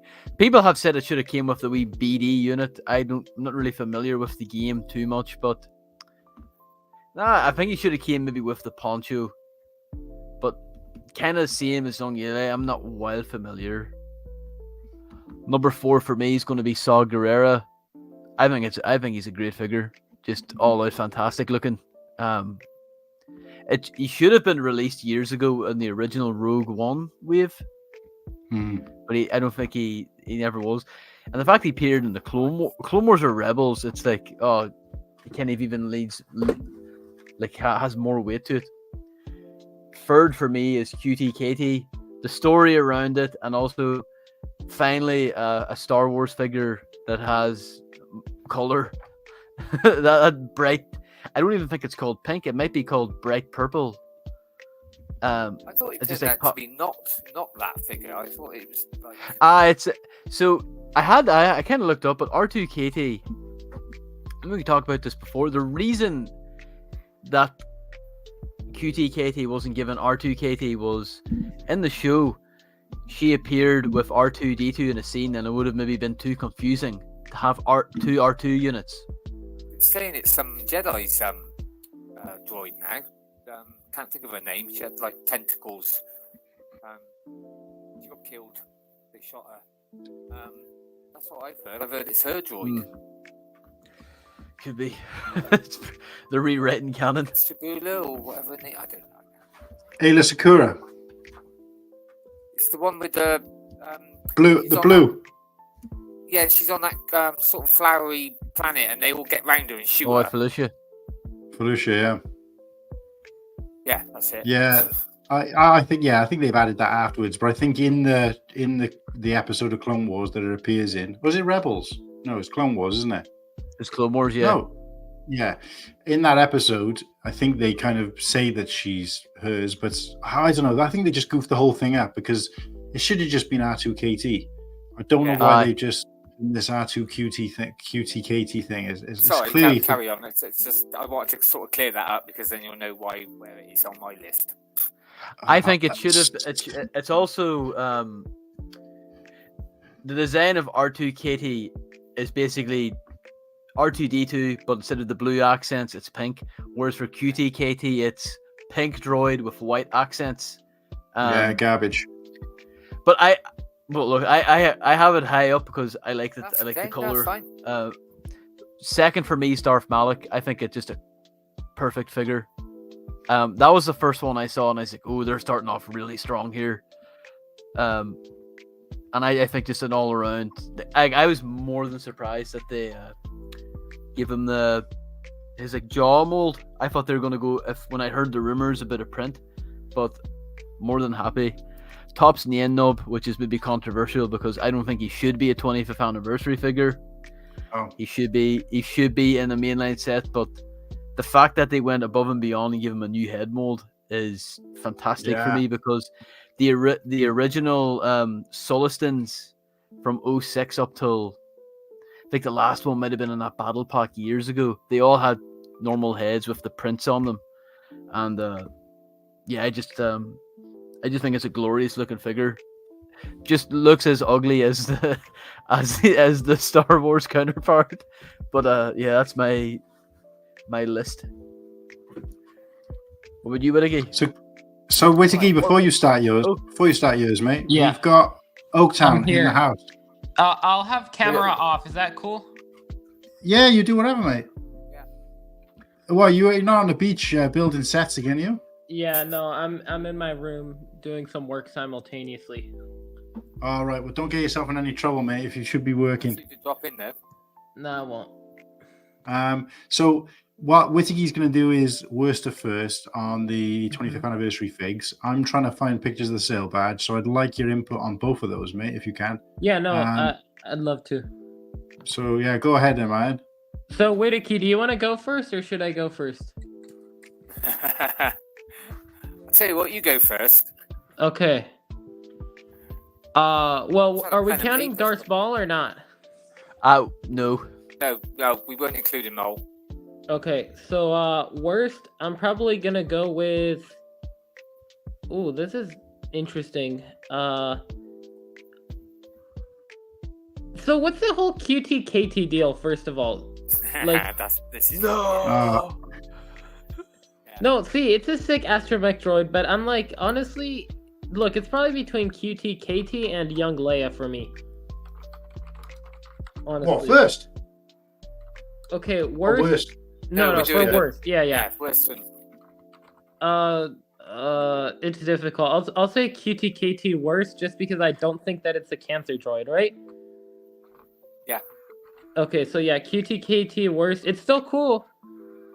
Then Young Leia. Then I'll go with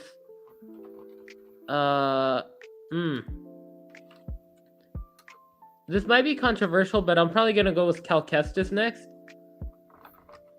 Then probably fives. Then then Darth Malik, then Saw Gerrera, and Nine that's my favorite. Very close to mine, to be honest with you.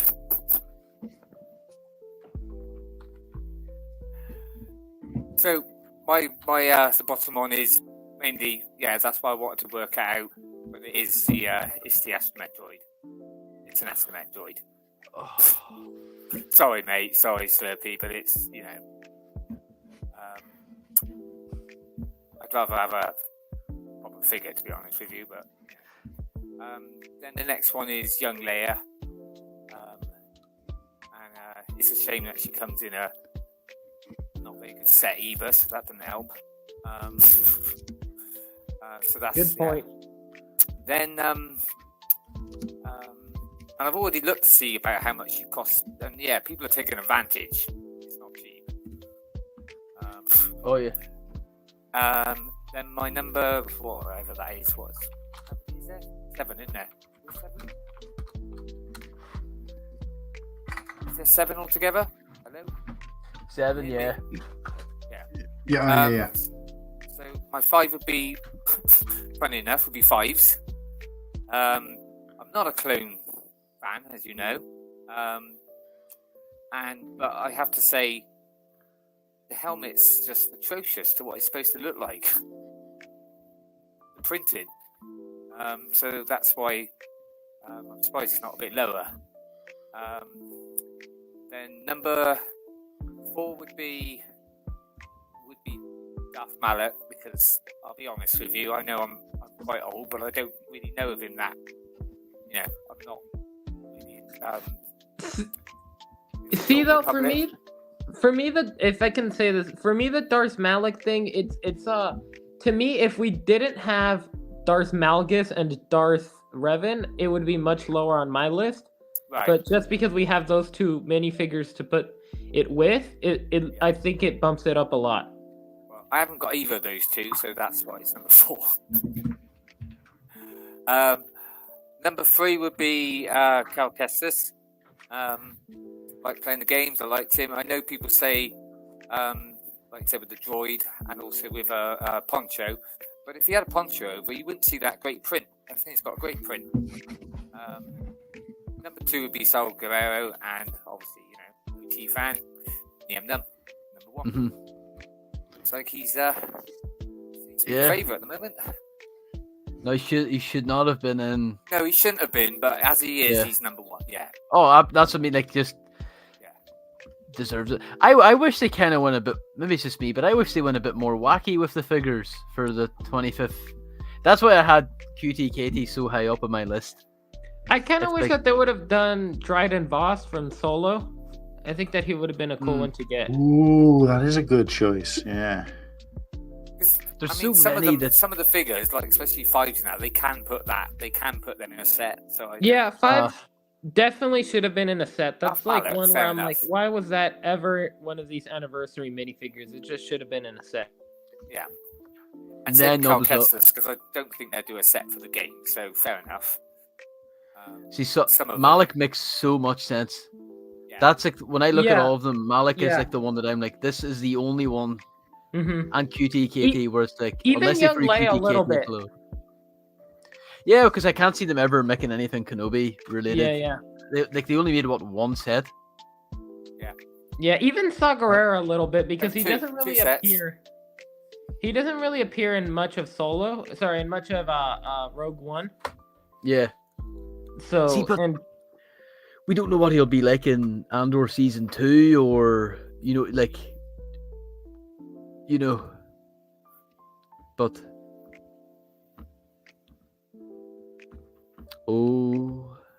Yeah, see, Muttley disagrees with me there. It's criminal. Yeah, but it would covered up the nice print. I think he's got a nice print. I fenced top on it though. I thought he shouldn't have come with a poncho. Like, I was happy then. It's like, he should have maybe come with one. But what about you, Kulhan? How would you rank the figs? Or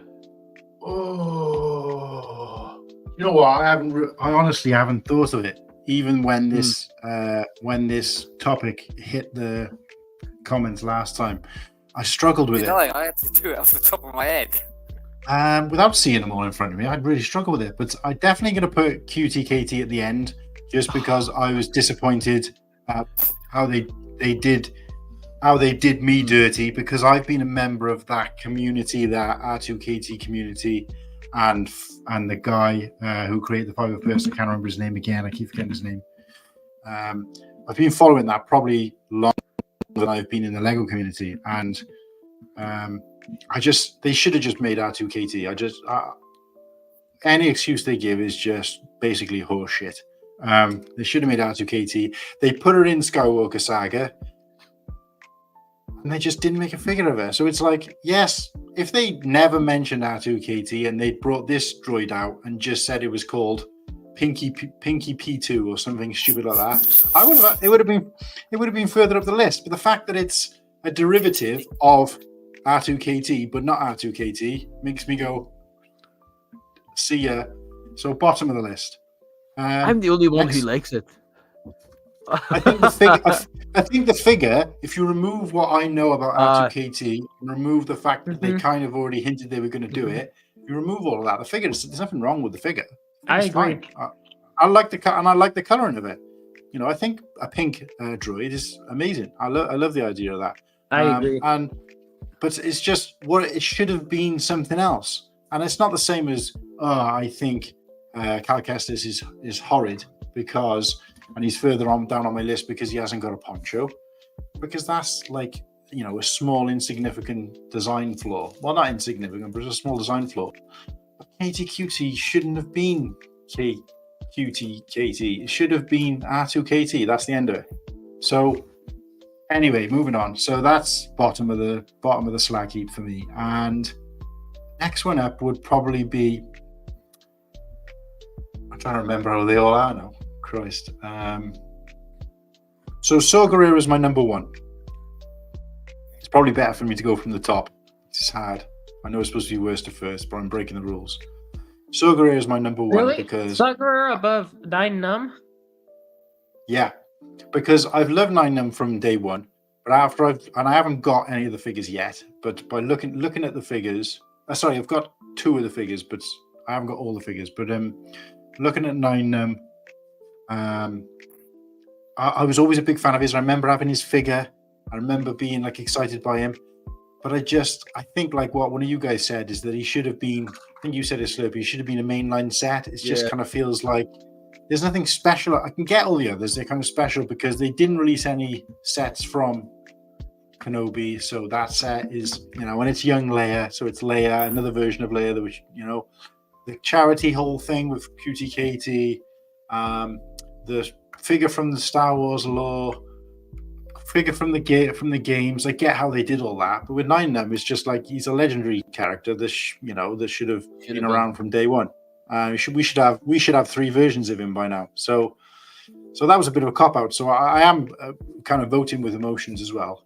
But yeah, and I'm a huge fan of Forrest Whitaker and really would like to see more of Saw Gerrera. But he's number one. 9 Num is a very close number 2.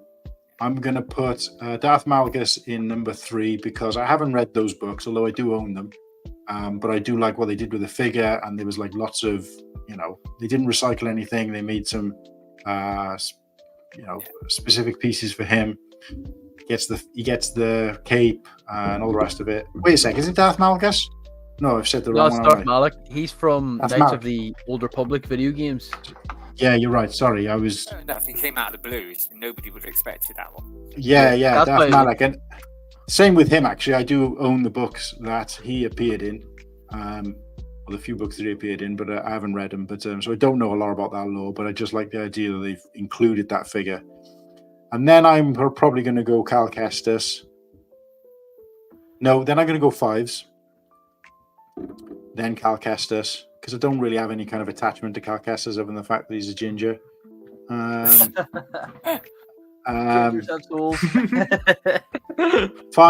love 5's story arc but I do feel like they could have done a little bit better with the figure. But I don't think it's absolute garbage like some people just.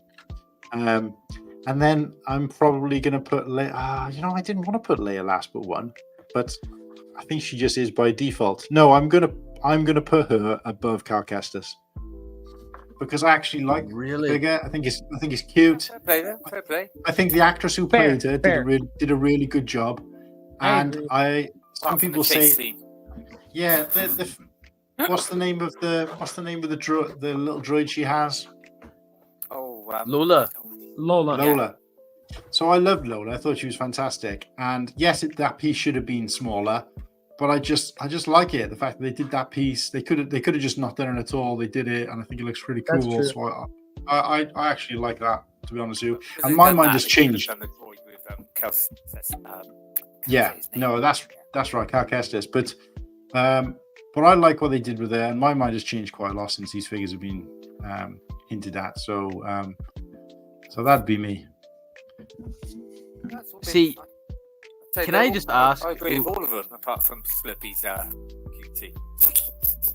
I just like that it's vibrant. I know they'll never do. Maybe I'm also blinded by the fact that they did like that IKEA droid last year, as well as the Lego droid. Like, we got 3 wacky astromechs that I'm like. You mean the McDonald's droid? Yeah, the McDonald's. Yeah, Lego, but McDonald's. Everyone is now. They said no, it's not Lego. It's McDonald's. It's McD's. It definitely reminds me more of McDonald's than Lego, honestly. Oh yeah, it's absolutely. I don't think I would have if someone else had told me that though. I wouldn't have even thought when I showed it to like family. Oh, you like McDonald's droid, just because the colors just But see, not to get like controversial, but do you think the reason they couldn't name QTKT R2K like KT would you think they would have to be obliged to do a charity angle around it? Like proceeds go to. I thought there could be It's- some of it's that, a- but then she's in Skywalker Saga, so Is And- she? and what else? I've never played Skywalker. I don't And know. I- Is she a DLC and I'm- character or? no. You come across her, and once you've done the mission, that she has like this set mission. Once you've done that mission, she's part of your playable characters, pretty much the same as every character in there. But I've actually gone back playing that at the moment. yeah, it's me too. I've been starting to play a little bit more lately, but Bored, but- so I thought, ooh, But what I'll say is that Judge Britton, how's it going, mate? Another UK boy in the chat. Nice to see you. Thanks for popping in. We're doing our worst of first 25th anniversary figs, George. So if you want to bang yours in the chat, then feel free, mate. Unfortunately, if you've just tuned in, you will have missed all ours. But go back and check it out when you get a chance. What was I saying? Yeah, so I don't know. I don't want to harp on about it because I have kind of made my feelings quite known about the whole R2KT thing. What I will say is that the community that I'm involved with, which is mostly through Facebook, for the R2KT following, came alive when she appeared in the game. And the guy who owns the kind of rights to that thing probably was involved in that at a much earlier stage. But their Facebook just blew up when she first appeared in the game. And it was like, great. Same as when she appeared in the Clone Wars episode. It was just kind of blew up. But I've heard nothing, seen nothing since they announced the figure. It's just gone silent. So it's almost like it's deniability. very quickly. Yeah, I don't know what the hell they did. I really would like to know. There's probably a good reason, but either way, it's not good enough for me. So on average then, with the four of us, on average, QT's probably near the bottom then, and first place would be Num. Yeah. Yeah. Num all the way. Well, maybe we'll just do an episode dedicated to Num and an episode dedicated to R2KT and everything else. So, without further ado, guys, Elder Badge boys. Hell yeah. So what I'm going to share with you is, we're going to do the figs first, just because it was the easiest thing for me to pull up. But I was trying to find the pictures that you sent, Slurpy, in the chat, but for some reason, because I'm trying to get Instagram on my laptop, it doesn't support it for whatever reason. So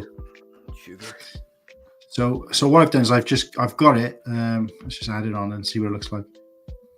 Let's put us at the bottom so no one's face is covered by the banner. How do I do that? There you go. Now two people's faces are covered. But is there anything I could send these images to you on quickly if you want to pop them, like pull them up, or? How about that's okay though, isn't it? Is that big enough? Well, are you able to zoom in on the photo, or? I don't know how. I don't even know how to make this bigger, because basically this is why I wanted you to try and do this, because I'm bloody useless at this kind of stuff. You can share like another window, and I've got this open in another window, so this is actually a window that I've got open, because I was trying to look online and it just says the pictures are kind of, although it's gone public, I don't think it's is available on. So I've actually just gone to Instagram to find the best pictures I can. And I can't find a way of, I haven't got like no editing materials and nothing on this laptop. It's not even my laptop, it's my fiance. So otherwise I would just cut that picture and blow it up somehow. But I could do that on my phone, but I can't work out how to do it on here. So I don't know. Is that it? Is that too, is it too small? Guys in the chat, is that too small? Here, let's see if I can. Is there anything I can send them to you on real quick that you could download them? No, because I need them available to me on this laptop, and I've got nothing on here. I've got no apps or nothing on here. No Facebook, no email. I've got. Yeah, I could get my email, I guess. Let me see if I can get rid of this first. While you're looking into this, can I just say George Britt's put on his Steven, who's got Malgut, which I think he means Malik. Yeah, I made that mistake. Soul 5's Leia. He's missed out the droid altogether. Oh, there you go. That says it all now. Everyone's leaving out the goat figure. The goat figure. Oh, Muttley's even left out Leia.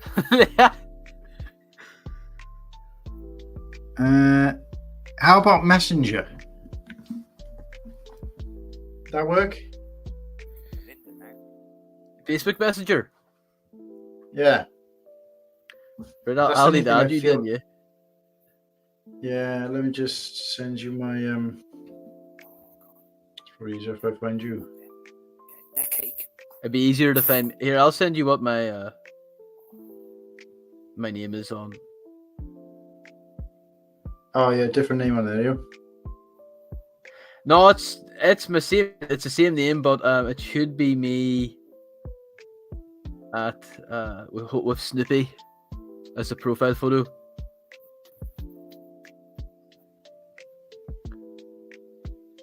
Snoopy.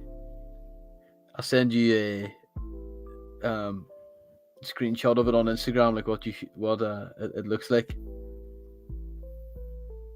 if it lets me do it.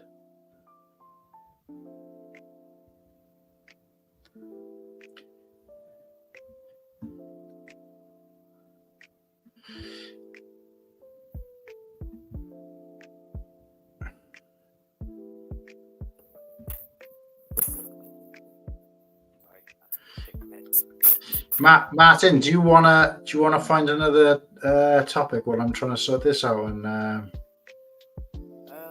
yeah. so you can have a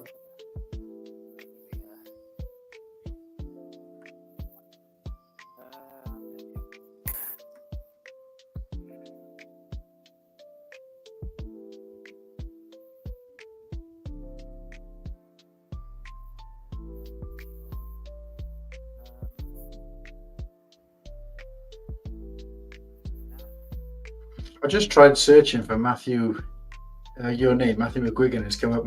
First thing that came up was Matthew McGuigan death. Wait, what? Oh, here, I'll send you. Here, sorry, how did I not know? I'll send you my Facebook link there. That's my link there now on Instagram.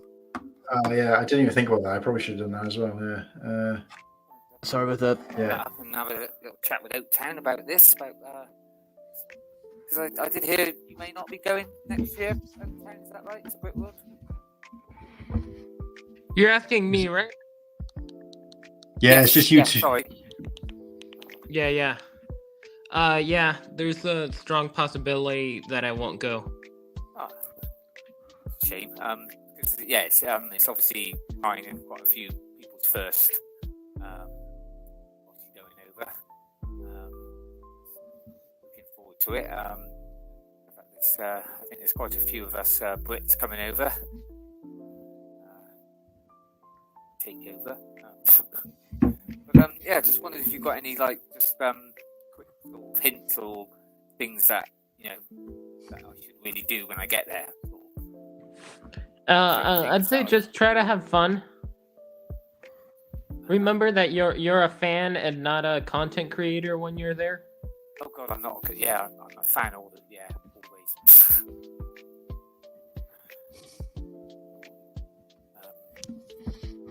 Yeah, because I think I've said before, it's like sort of 20 to 30% going over there now for the Lego, and 70% to meet people and to meet the community, basically have a laugh.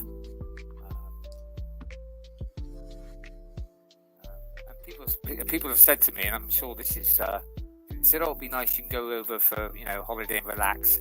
It's not very relaxing, is it? No. No. Which I'm looking forward to. Yeah, very much looking forward to being on my toes, or of course, because I'm quite a bit older than a lot of them, I'm gonna have to show these young'uns how it's done.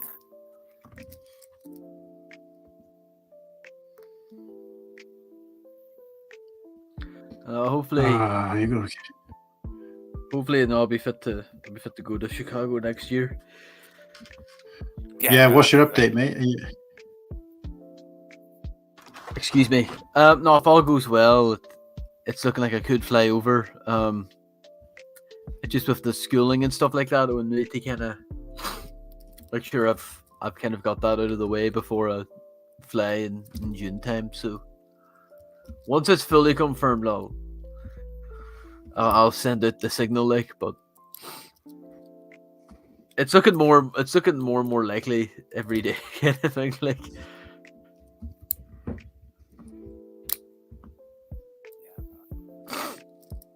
Must be the more I think of it, the more I'm looking forward to going.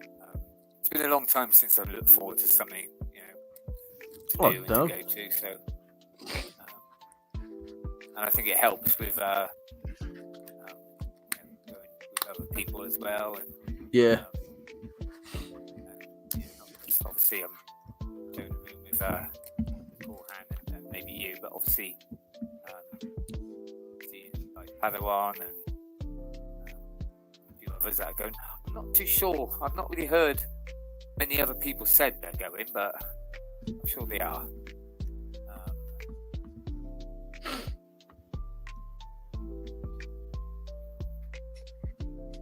Something I can knock off on my bucket list.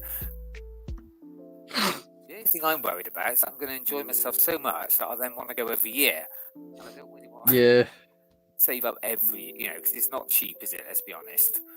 No. This is not gonna. Like, that's why I'm kind of thinking, like, if I like it once, I have to like it enough where it's I want to go back, but I might not be able to. I'd rather like it too much and then not like it and not. Yeah. And then go, ooh, no, I don't want to go back there again. Oh, look, your twins, come on. Special guest, clone. Yeah, clone. I've seen it all before. I just worried. I'm going to get an echo.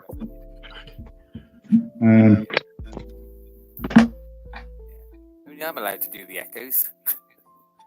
Yeah, I'm going to get an echo because it won't let me turn the volume on. How do I? I'm having a Brent's mic situation. What's up? You're having a Brent's mic situation and a Martin sound situation. Yeah, so there's a serious echo for me. You guys probably can't hear it, but because I'm on two places, because I can't log in to Facebook, because I can't remember I must have logged into Facebook last about 10 years ago. They were okay. Yeah, but I want to get a clear, full picture, and there isn't much out there available that's clear, except for what's on Instagram. Slurpy sent me the pictures because he's got full pictures, but I can't find a way of... So when you go onto Instagram and private message, long story short, is it shows is unavailable. So I've tried, he sent it to me on Facebook Messenger, so I've tried logging into that, but it's logged into my fiance's account, and I've logged out to try and log myself back in. I can't remember my login details for Facebook because I can't remember even the last time I used it. So I can't get them. So I was going to try and do it on my phone, but because I'm in on two devices and I'm using a microphone, it's creating an echo for me. So I'm hearing myself like a couple of seconds later, and it's really annoying. So. And I don't know how to get around it because you can't turn, when you're connected to StreamYard, you can't turn the volume off completely. If that makes sense. Let's carry on with what we got, because they're all going to be everywhere tomorrow anyway. So yeah, we're going to have to, unfortunately, because this is a freaking nightmare. Still talk about it. Yeah, I just wanted to get a nice big picture. That's all. But I heard that. I like those reiterations there. The second time was a bit deeper. I don't know how I was still showing my camera. No, this is a nightmare. I'm having a mare. On a big smile there. No, it's alright. I need to find a way of. Do you have WhatsApp on your laptop? No, I got nothing on here because it's not my laptop for a start. Oh yes. Let's get rid of that. Let's get rid of this one.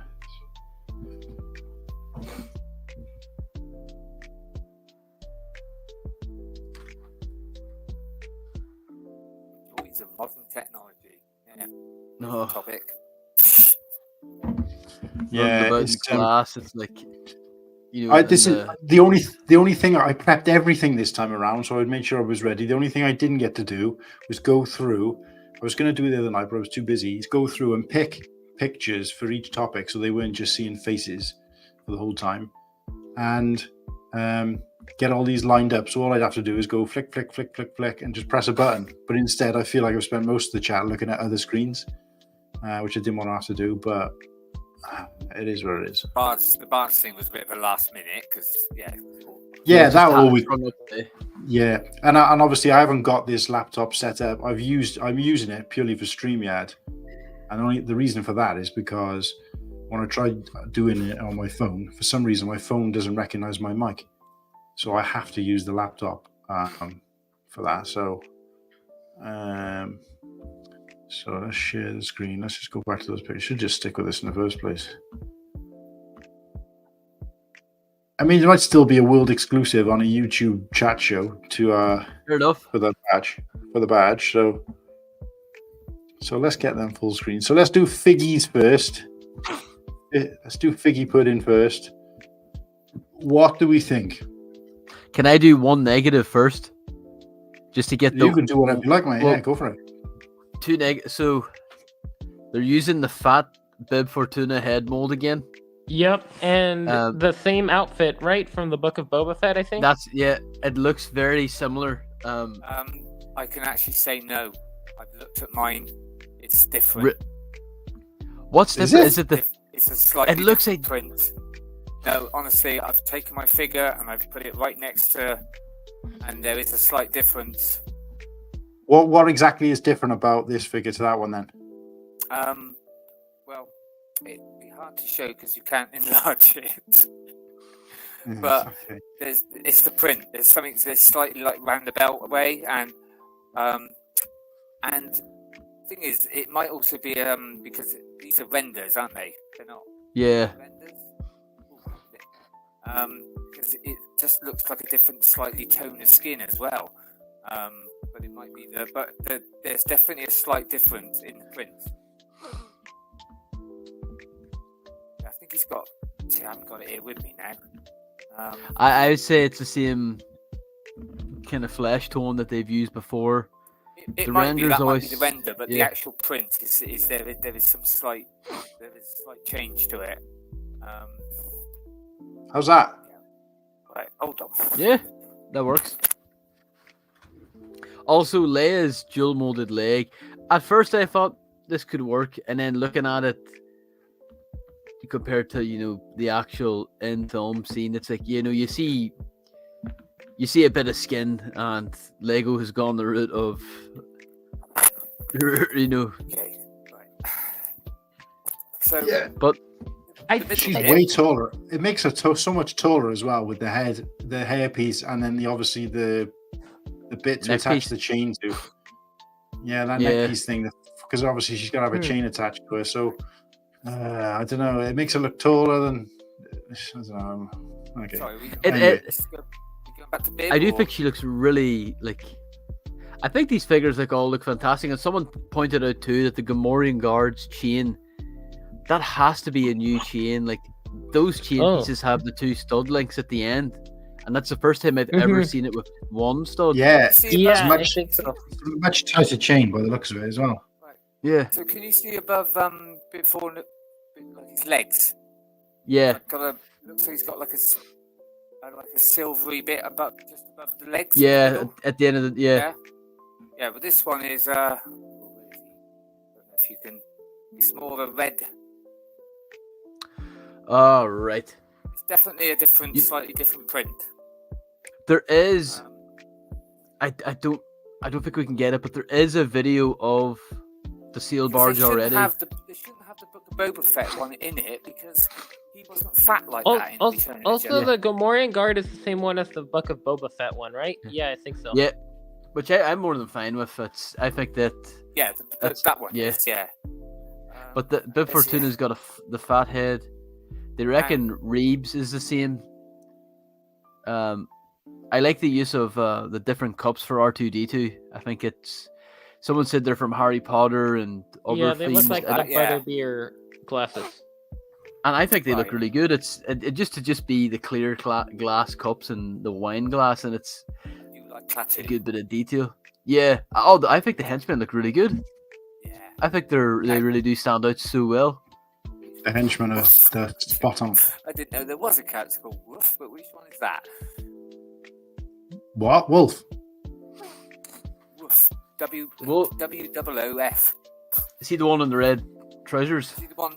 So he's very similar to the one from one of the skiffs.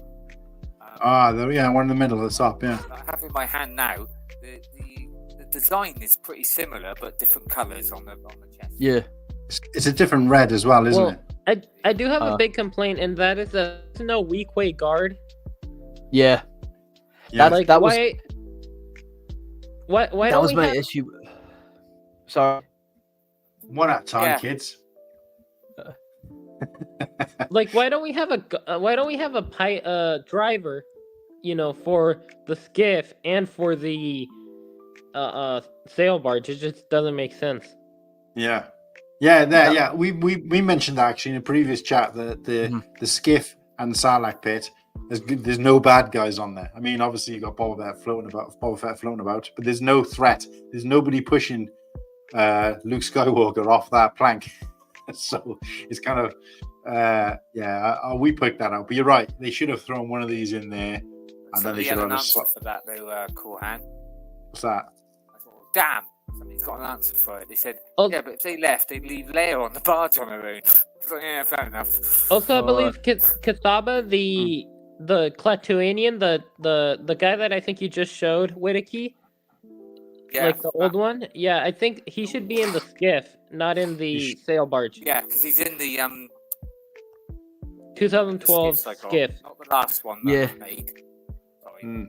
No, the Enob shouldn't have been before that, but the one before that. Yeah. The Enob shouldn't have been in the skiff. It should have been the.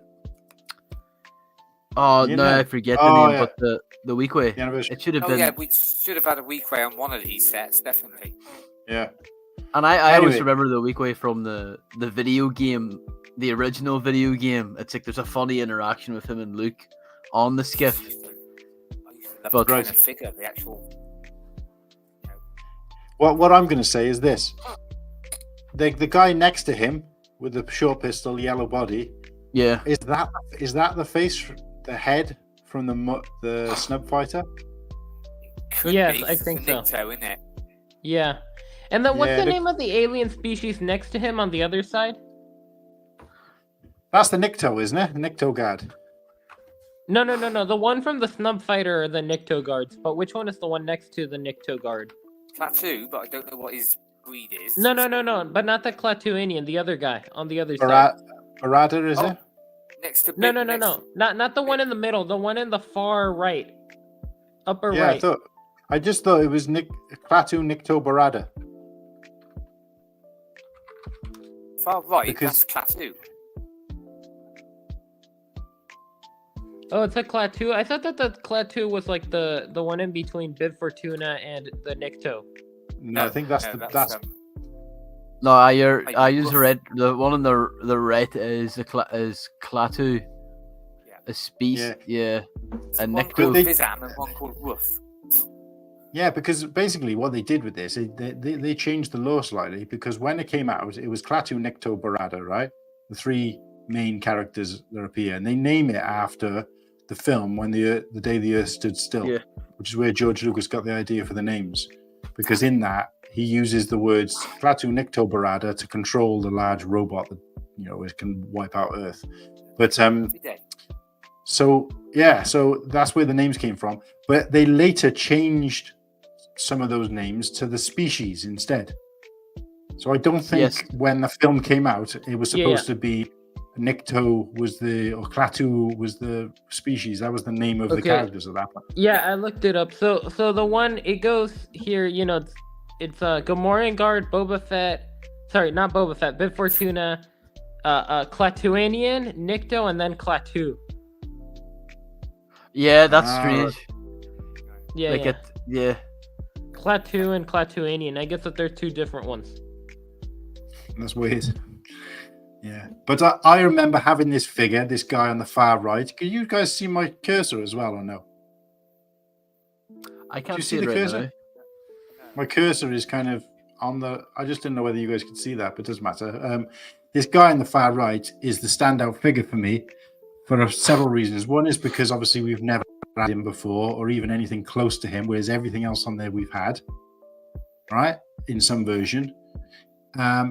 I like that head piece type thing, and also I had this. This is one of my favorite figures that I had. Original figures that came out, when the movie came out, kind of thing, or just before the movie came out. And I remember thinking that character was quite cool because he almost had a kind of snake type look to him, because he had the green skin and the gills that come around the side of his face, and then obviously this headpiece is kind of like what they call the hood of a snake. And I always thought that was pretty cool. So I like that they've done that. Too much, but I was hoping it was going to be a molded head. Yeah, that's a good point. But it does serve me justice when I was talking about, like, I know nobody's going to be buying multiple sale badges necessarily unless you're Muttley, but I think you could mix these three guys up a little bit and make probably 9 variations of henchmen, which probably be more realistic as to what was on that badge, so and add some from the old badge as well. So. Yeah, exactly. You could have endless henchmen kind of thing. So of course, in Boba's palace there is a weak race, so I'll nick him. Yeah. No, that's what I mean. Like, there's I've got like enough NPCs from other sets that it's like, I know I'm kind of like, I know for some people Lego sets they should just be the way they are, but it's like I'm okay. I can populate it with other species and stuff. Yeah, that's all right. I didn't think it's that's not. But some people are like, oh, you shouldn't be able to do that. Like, Lego should have it all there. I'm like, no, fucking, that you don't. Wow. Yeah, but because there was probably about 300 characters on that. Yeah, extra stormtroopers and stuff like that. Yeah, no, good shot, mate. Good shot. It's gonna sound weird, but I do think Rebo is the same, and this is gonna sound really weird, but I think they should have added wrinkles to him because he's he's not a smooth looking character in the film. All 14 seconds he's in there. Yeah. Not only that, but his legs, his arms in real life. Yeah. This is what it looks like. They changed they changed the lore of this in Mandalorian, where he's like, 2 arms, 2 legs kind of character. But in it, actually, he's just got a body, and where his kind of ass, if you like, is, and his legs go up, and they are his arms. It's kind of like Sebulba a little bit too, where it's like, they've swapped it around, but Max Rebo's is mortifying to look at, the puppet. Yeah, it's really. Yeah, he is quite. A lot of people have argued that instrument with him or what, in the bar. Yeah, a lot of people have argued that isn't what the character was supposed to look like. They just did that because you weren't going to see him. So it was just like, rather than building legs that were never going to be seen. But obviously, going off the original pictures from the movie, it was just like, a body. And I think there's been some of the books that have dissected the thing and shown that he's just kind of like, his ass is on the floor and his legs kind of come up and play the piano, and he's got no arms. But I think you're right. That'd be a little bit creepy, especially now that they've introduced like a young version of this character to Stranger Things, skeleton. Yeah, teeth. well, we don't know. We will find out that a kid might only have 2 legs. You don't know. Yeah. What do we think about Salacious Benjamin Crumb with no pupils? You know what? I know you. Yeah, I got no pupils. I think he looks a bit freaky, but yeah. I don't care. So it's no big deal, really. I'm just pissed off that C3PO for an expensive set hasn't got the dual. Yeah, that's true. Hopefully, we'll also get a dual molded silver leg for C3PO one day because we got it in light gray and not silver. Yeah, That's but true. I'd rather have that than in Yeah, that's this true. kind of when it's a big set like this, a UCS set or UBS, it should be. You're right, Yeah, by the I way, agree. Princess Leia does look a bit tall, don't she? Okay, what I do do- you think about Crumb? Yeah, I can take Yeah. this. Fine. I'm not worried. Uh, I know it Yes. doesn't look quite right, but it's. I'd rather that than not have him at all. And is this going to be terrible by saying just add two black dots on his face? what was that you said? Sorry. I said it quietly. I said, well, if you're that worried, just get a ballpoint pen and add some Yeah. black dots to his eyes. Because I'll never sell mine. Oh, If I I'm did want to cheating. say though, for Leia, in my opinion, what they could have done to make it look better is that they could have added like a triangle on the side of the legs to show some skin, and that might have looked better. Yeah. mm. Yeah, but No, they're it's a so, good like, shout. they're just Because being so- because I get why Lego wanted to do the dual molded legs. It's like, because if you look at her from the back, she would have had, Cheeks. flesh. It would have been like a thong. And it so, is an 18 Lego plus did- set, so that's no excuse why they've done that. What? Yeah. It's an 18 plus set, so it's no excuse. They could have still. Yeah, done that's the true. little- That's true. Yeah. I can understand probably why they changed the name. Well, I don't agree with it, but I can Is- understand. But not that. They could have still done the little skimpy skirt sort of thing. Because it's people are saying, oh, but that's what it's from the game. But this isn't from the game. This is from Return of the Jedi. So get it right. Mm. It's like so it's just these and Jabba. Yeah. That's I agree. surprised I they agree with Motley. It feels. I know maybe I'm comparing it so much to the set that I don't have that I want, the Cantina, but it just feels very light. Yeah, a lot of people are Like- saying it should have more. The Barge had so much like random background characters. Like the one character that escapes my mind, he was in the old Barge. He had 3 eyes. Ouija's. Reese, yeah. Ouija's. He should have been in this. That Yeah. I think that's like that's always one of the freakiest looking aliens they've ever made. These Even three one of like the original ones from the Cantina. Ugnaught. Yeah, I'm not Ugnaught. Sorry, what's his name? Snaggletooth. He was in it as well. yeah. Mm. There's like opportunities to have like just a few more, but What I'll say is, right, there's not a bad figure there. But no. there's no stinkers there. But what I'll say is that if this was meant to be paired with the pit, the Sarlacc pit, which had how many figures, not including the anniversary figure? 5, 6 I think? figures? 5, 6 figures. Anyway, but one bad guy, right? And generally, when regardless of the size of the set, if it's a bad guy set, it's most bad guys and maybe 1 or 2 good guys, depending on the size. And if it's a good guy set, obviously rebel, whatever, then it's usually good guys. And then if it's a ship versus a ship, it's usually equal. This is a bad person, like a bad guy set, essentially, right? So the heroes versus the villains, right? But if you pair this with because obviously the good guys outnumber the bad guys. The bad guys outnumber the good guys here, right? But if you pair it with the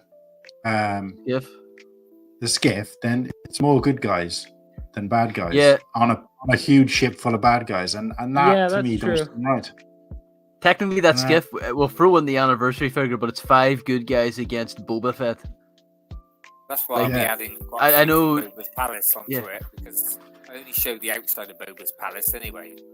So you don't see the inside, so I use the figures on the barge. So that would be eight good guys, and then 1, 2, 3, 4, 5, 6, 7. It would be 8 bad guys, but that's if you include Max Rebo as a bad guy. I don't think he is. I think he was kind of, Yeah, He was no, just Max Rebo's not a bad guy. he's down the middle. I mean, he wasn't helping Luke either. Don't get me wrong, but he Yeah, was, yeah. He's He just was in like it for the the- coin. he was at the equivalent Neutral of the party. Neutral party. no, he was the equivalent of the band who played on the Titanic as it was going down. Except Rebo somehow survived. I'll say Yeah. now, How did he survive? I don't know, Robot Chicken did a really funny skit. I don't know. Like, is it not in the comics that they like escaped on another skiff or whatever, or it crashed and it just a load Right, who of was waffle? this? Like, But it Rebo blew and- up. But it blew Yeah. up. That's what I mean. As a kid, to me, everyone who was in that scene died. Everyone. Then There was Bib no one Fortuna spared. should be dead. Was Bib Fortuna on the barge? No, Bet Fortuna, I don't think was on the barge actually. Right, so he shouldn't be in this set then. Yeah, Yeah. he shouldn't be in this set. I'll say that Yeah. my favorite figure from it, other than I think Jabba's great. I've always loved the Gamorrean guards they've done since 2013. That mold, Mhm. and it's like, yeah, it's another Gamorrean guard for my collection. I don't care. My favorite. This is just a good figure. I've actually Um, bought some loose ones actually. They've With always the looked like. Palace, it came with one, and you had to have two, so I went and bought. Yeah. I've always loved their design in Return of the Jedi. It's like Miss Piggy on some horrible steroid, like just really grotesque. Like, Well, it's the love child of Miss Piggy and Kermit, isn't it? yeah, Yeah, it's a shame So you can't- you're calling Jabba the Tried to Hutt do- Kermit? What? no, the Gamorrean guard. No. I know you called the Gamorrean guard Miss Piggy. So then who's Kermit? You said? No, No, I he's said a it's love child. Oh, Sorry, okay. Yeah. Yeah, that makes sense. Now that So you Miss say Piggy's it, babies. because it's a green Miss Piggy. Yeah. Yeah. I love the Mum's Gamorrean looks guard. Dad's colour. Yeah, I love they're it, such I a. love them too. Yeah, I love the Gamorrean guards. It was. I've said this a couple of times now, but it was one of my favorite figures as a kid, and I thought they were kind of underused in Jedi. And they were kind of, and I like the fact that they brought them back in Book of Boba Fett.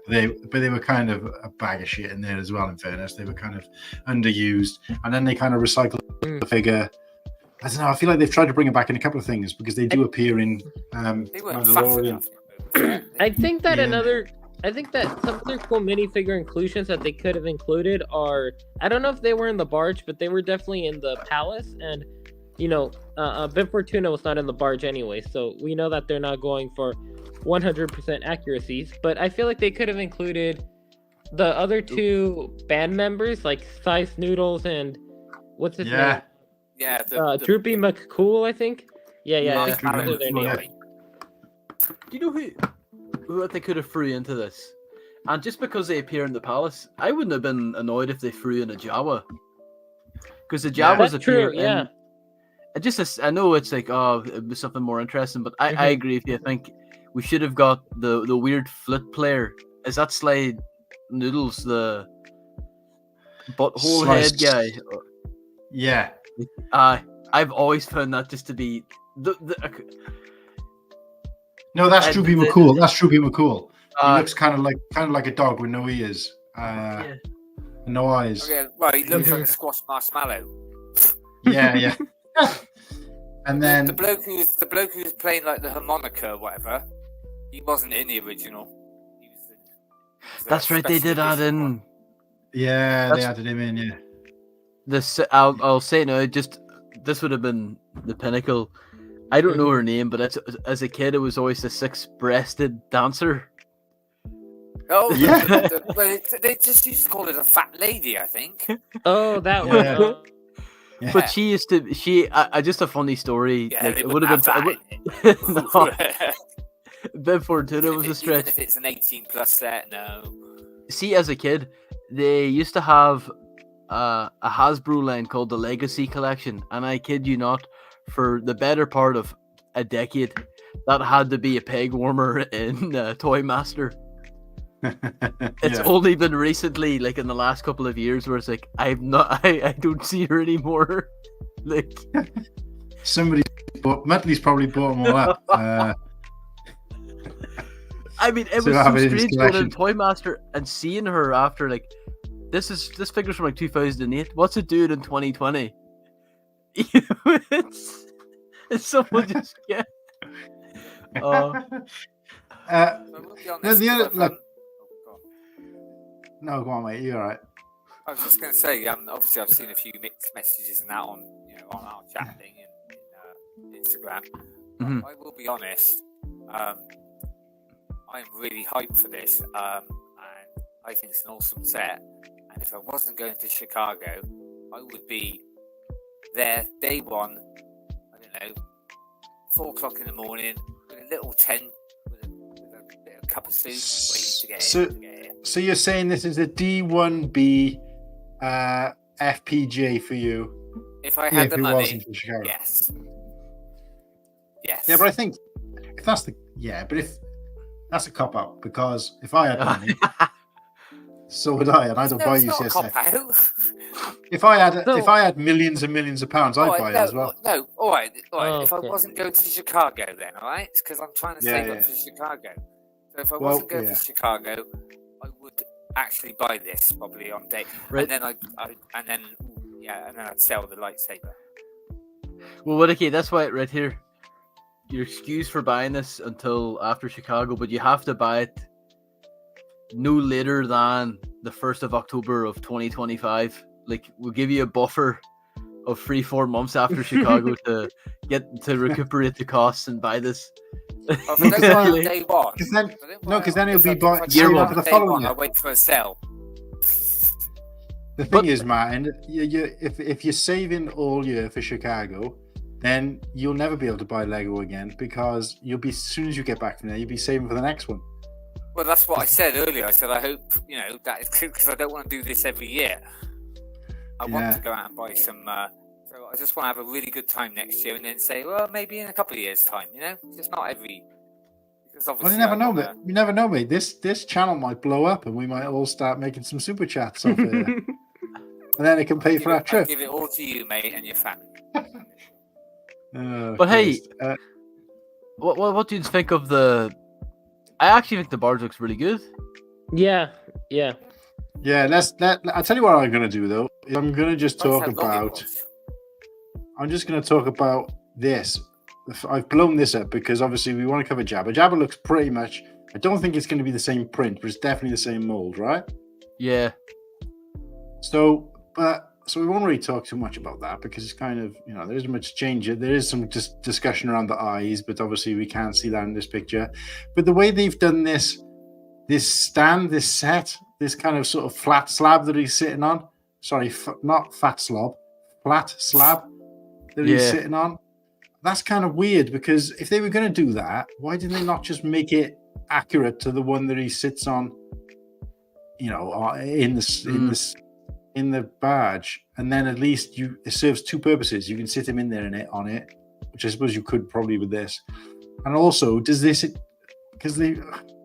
doesn't look like anything they've done before. If you look in the corner where the figures are sat on it, first of all, you got Bricksam sat up on some stuff, like, what do you call it? Some of those pointy pieces. To show us, yeah. or is it going to actually be part of the set? This looks weird, and it's all flat. It's all smooth.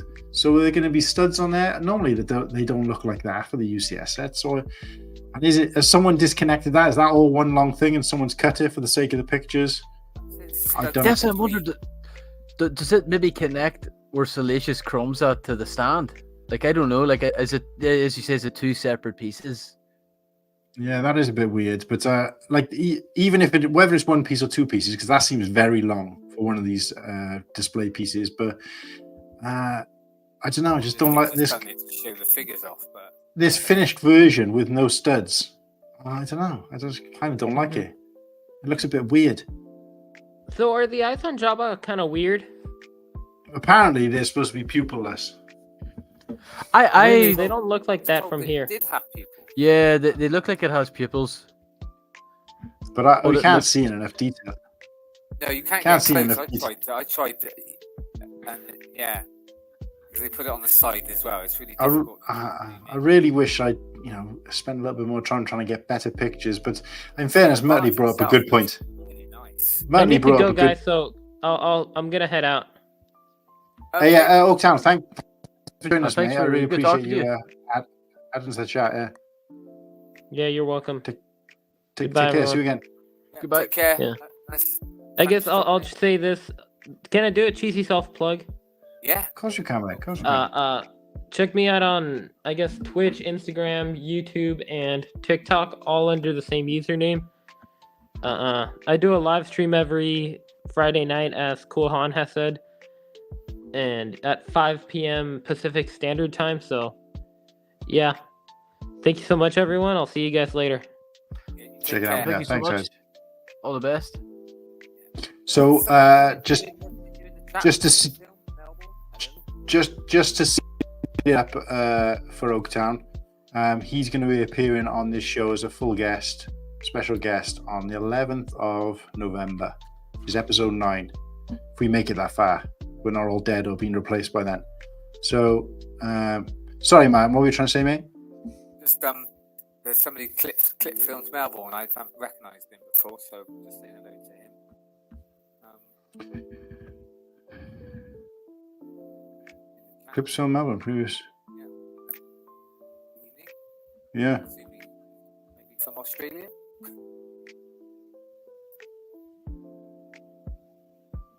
But yeah, I think the I do actually think the actual bars looks nice. People said a bit too many studs, but I don't know. I think it's supposed to look a bit rough and a bit.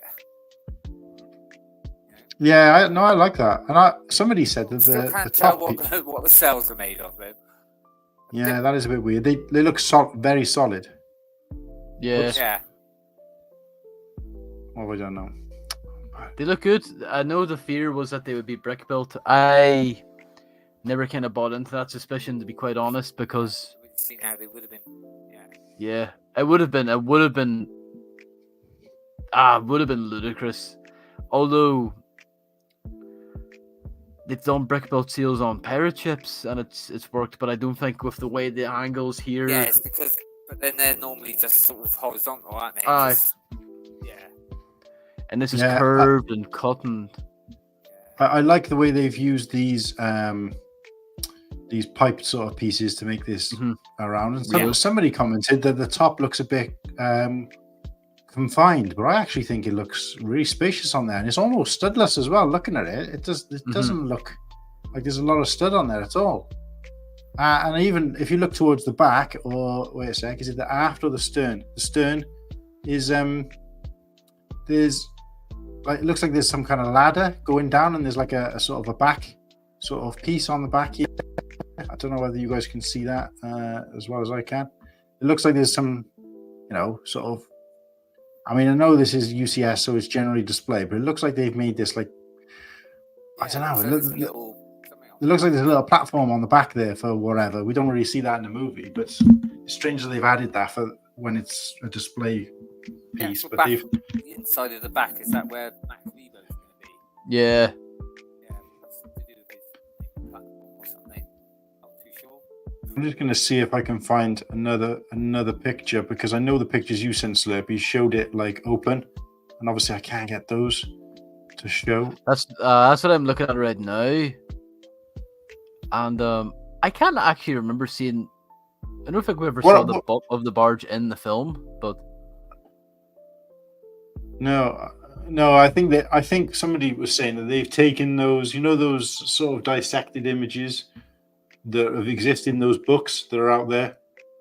They've used that as reference, so they've put the detail in there, according to law, rather than what we see and what we know. Which, images of the inside. Yeah, they dissected it. Isn't that the same as what's on the back of the box? I thought it did actually show it. Let me see if there's any more pictures.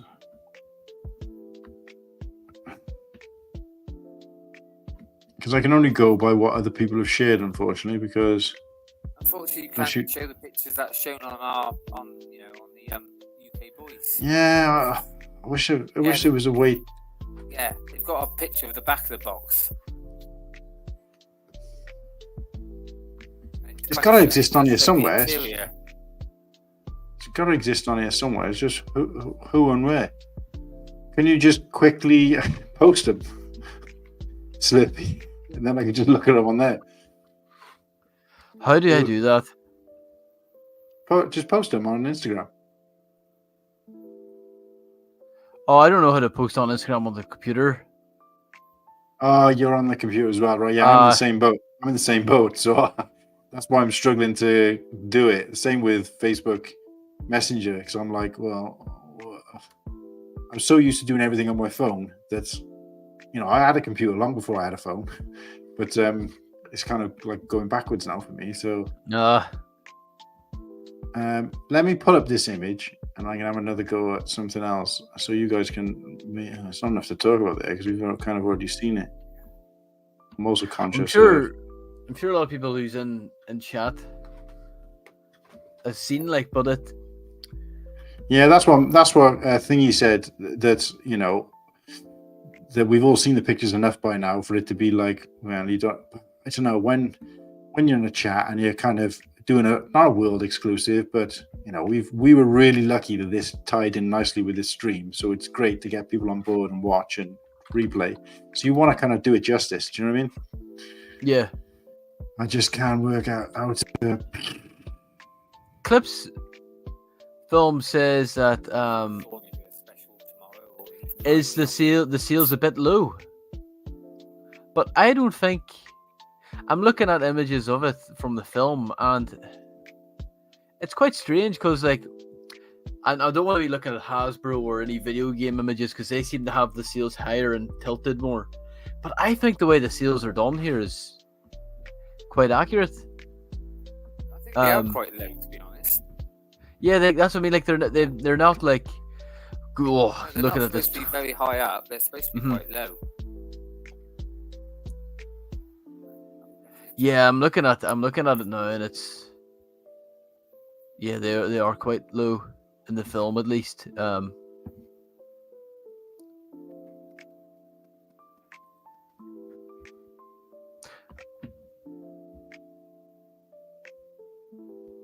It is, if you stare at this barge long enough, it is just a turd, but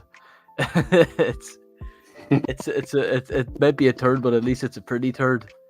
I do like it. I think they've got the shaping down pretty damn well, and I like the use of the shield pieces for the front of it. I know it's all basically different shades of brown. Mostly seems to be normal brown and dark brown. I wonder, towards the back, do the windows open up, or are they all? I can't really see from the image. It looks like, according to this, yeah, there must be.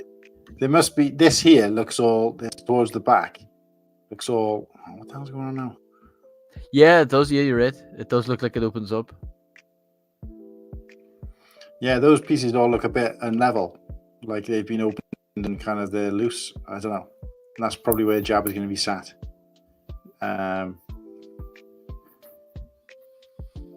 But yeah, unless you guys know of, I can't even work out how to get off this frigging page. Unless you guys know of another Instagrammer who might have better pictures out there somewhere. Just to let you know that it's 25 past 11. I'm going to give a 5-minute warning, and I'm going to have to get off. Yeah, I think I did say to myself before we. No, I did say to myself before we came on this, because we had the opportunity to do Badge Boys. Because I was just going to talk about it and say, what do you think? Are you excited for it? But because we had an opportunity to show that off, and we obviously talked about that a lot longer than I was expecting. And I think a lot of the other banners, which I believe if we didn't have the pictures of Badge Boys and I didn't spend ages trying to get them up, I think we would have got through the rest of our topics quite easily and quite nicely. Quite a lot tonight, to be honest. Yeah, we have done it quite a lot. But again, you're right. You're coming up to 3 hours. I'm quite excited for it. I like it. So. But I also, we didn't get a chance to line up a stop mo from Slurpy, and we didn't get a chance. But we can put these to another time. Like next time, I think I'm not going to get too excited, especially if we've got something really juicy to talk about. What's your thoughts on it, though? Do you like it? Well, it's different for me because I think it looks great. I think it looks a nice looking set. It's, I think they've done it well. I think the figures look amazing. They're all good figures, but I don't think they did enough, and I don't think they equaled them out enough. But I don't know what I would have done. UCS set, but let's be honest, it's a big play set, isn't it? Yeah, I won't be buying it just because again, space is far too much money, and How much is it? I think Some it's. says $500. Some say $550. I thought I'd seen that it was $400 dollars. Maybe I was wrong. $399. I remember thinking, well, that's going to be about the same price as MB the Mos Eisley in pounds. Yeah. I wish it was, but all I've been seeing at the moment is it's either 500 and then they say, oh no, it's 550 because of jab attacks. Yeah, that's probably the case. Jabba attacks. So the only other thing I want to discuss, and again, apologies guys that we haven't done all the topics. We really jumped on this opportunity to flesh out the Jabba chat a little bit more than I planned. Like I said, did the topics a couple of days ago, but didn't know we were going to have really good pictures. And then even then, we didn't manage to find those good pictures. But See what Matt Lee sent. Just sent you pictures on Insta. yeah, the problem is, Matt Lee, is that when you go to, are we still? Oh, we're not screen sharing anymore. But Matt Lee sent a photo. Oh yeah, his has worked. His worked. His have worked. Oh, come on, and let's just go back to this then. If we're going to do it, may as well do it to death. But all I'll say is, apologies that we didn't. Really wants to stay on. We're going to do a few more photos. Whittakee, if you've got to go, you've got to go. The only thing we did do a bit of croc talk because we got to see Bricksam's crocs. And the only things we didn't cover are you guys' individual sets, sections, which I apologize for. Oh, it's okay. Mine was taking 2 seconds anyway. So. And we also missed out on Stiff's Stiff's topic, which because he picked it last week, I am going to cover that as well. So we'll do that as well after we've fleshed out the sale badge a little bit more. But actually, no, we'll do Ostiff first, and then we'll have another look at some more pictures of the sale badge that Muttley's so graciously sent me. But the only view. I thought I'll stay on to look at these extra pictures, but now. Well, I can do them now if you want to. If you want to stay a little bit longer, we'll do them now, mate. It's up to you. Yeah, I'll just do that and then I'll shoot off because. Mine did head too. What's that? Oh, mine need to head soon as well. I didn't realize the time. Kind of just fucking. Yeah, it flies. It's so quick. I remember looking at the time and thinking we haven't even done an hour yet, and we'd gotten through about 5 subjects at that point. So I was thinking, great, we're in a good place. Now, even with this, I can't work out how to fucking scroll up to look at other pictures. It just keeps enlarging. All right, let me see. So at least you can see what I'm seeing. I can't work out how to scroll up on Instagram because when you press the up and down buttons, it don't go anywhere. Oh. Nothing happens. So I can't look up and if you click on it, it just shows the picture and then you can't scroll up. I hate using a computer for something I'm so used to using a phone for. Oh, here we go. All right, let's do these one at a time. Right, that one we've kind of seen. This is the open one. Yeah. All right, now let's try and zoom into that as well.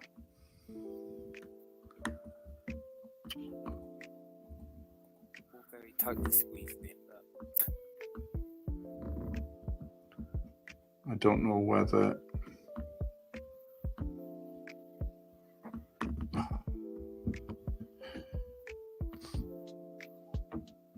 There you go. Now do I drag it down? Whatever happened to a mouse? What's wrong with the mouse? Why did they get rid of friggin' mouse? Oh, this is a nightmare. I can't. Yeah, Next time. I think I've been fortunate in this set. Next episode, someone else is in charge of getting the pictures ready because this is doing my head in. I can't. Thanks for I can only. Slurpy. Right. That's the best I'm going to be able to do, guys. That you can see everything anyway, can you? So That's all right. Yeah. now, from this angle, I still can't work out what those are made of, or even how they've clicked them on. They just look like ball joint type things. I don't know Yeah. what those. There's a gun at the back as well, which I didn't see before. So there's two guns. There's the big one and then there's a smaller one. Or is it on the edge? Looks like Oh, it's it looks clipped like on the edge. So it's clipped on the edge, yeah. And I like that little build for that that's gun the there. one that was shooting at the small skiffs in the film. So we got the section at the front, which looks like, whoever's piloting it. There's a guy sat in there. It looks like some kind of. You got a prison. Kitchen area, maybe? There's a little kitchen. And then there's the back part. Yeah. I can't see on that back plate. It doesn't look like there is one. Oh no, that's just me. Oh, Jesus wept. What is going on? It's Lego. It's just blame it on Lego. They're sabotaging the stream.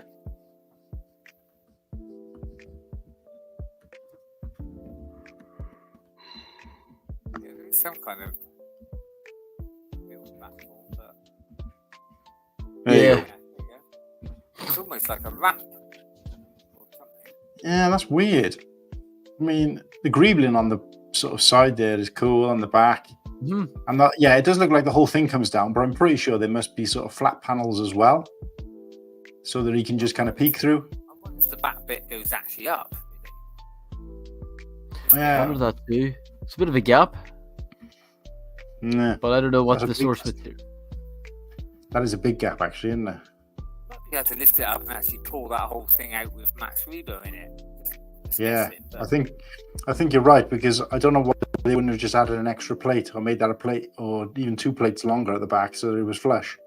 So there's got to be a reason for it. I have looked at an image, and I do think there is a gap between the plate and that ramp bit, but I can't tell if it's as big as that. I have to say, Jabba does look quite snugly in there, doesn't he? Very tall. Yeah. He's not got room to move around a bit. What are these pieces that are attached? Oh, it's just a hinge piece, but with the brown clip inside. I get it. Okay, there's a staircase. Also, there's a staircase in the middle that goes up to the top floor Nice. as well. I didn't see that before, but I know that's in the game when you play the game. But and there's a ladder going up. There's a ladder going up there as well. Can you see it? Mm-hmm. They even got some Brick-built lighting on ladder. the edge. Yeah. So there's a ladder there. There's some stairs. That actually looks pretty good. I like that. What else we got?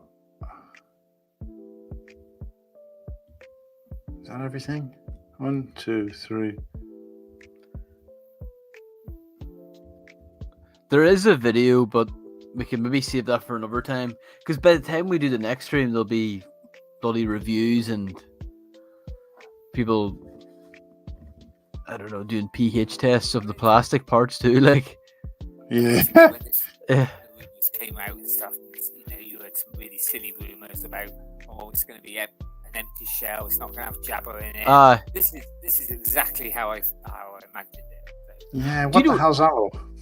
I heard someone spread a rumor that there was only going to be 2 figures, yeah. Yeah. Jabba and I thought whoever spread Hero. that needs to wind your neck It in. was like, it's not going to have Jabba in it. It's like, yeah, right. It's just this to Or is get brick how I- built. This is how I Brick-built imagined Jabba. it, and that's why I'm not disappointed. Like I said, could have Yeah. done with a few more figures, Yeah. maybe a bit more wider, but then you're thinking more 800 quid probably or something like that. So Yeah. Oh, So- you can't see yet the pupils on Jabba there. Yeah. Yeah. Christ, yeah. Good shout. I wasn't even looking at the figures. I did this to. It looks like there's some dust on that plate as well. Or is it a reflection? No, it's a reflection. But this piece, it doesn't look like this Reflection, yeah. piece connects to that piece. But Mm. now what the hell's going on? What's this now? So on that note, I am going to say good night, chaps. Thank you very much for the invite. I've really enjoyed Oh, it. The only problem is, it doesn't say leave on mine, it says end, and if I press that, I'm worried it's going to end the whole bloody thing. oh yeah. Um, Is this our call? No. Do you want me to? So you're saying you want to go, Matt? Yeah, I do Man. actually have to. Yeah, I'm actually feeling really. Yeah, I need to. No, that's fine, mate. That's fine. I'll close it out. If you guys want to go, I can close it out and finish off the last couple of bits myself. All right, mate. No worries. Well, look, thanks for joining me. We'll have a chat. We'll decompress another time about the stream and talk about something else. But since we still got 6 viewers, I will probably carry on a little bit longer. But just thank you for letting me have. I've quite enjoyed this tonight with a bit more control. Yeah, a little bit more control. By the next one, we'll have a Slurpy on that as well, and we'll kind of designate it so one person will be in charge of this one, because it is really difficult for me to, let people in and out, look at the comment, try and do everything and engage in the chat, because there was times when like people were talking and I didn't take what they were saying at all because I was trying to look at this stuff, and it gets frustrating then because I'm not fully engaged and I feel like I should be. So I was quite happy to take over with the chat and stuff like that, but then it's sometimes. I think if I'd lined up all the pictures ready, and now that I know how to do that, but I just didn't actually have the pictures. But I'd lined up all the pictures, I think it would have saved me a lot of time. But there was a lot of, I don't like the dead silence, on the thing where it's like kind of waiting. It's not nice to see. So.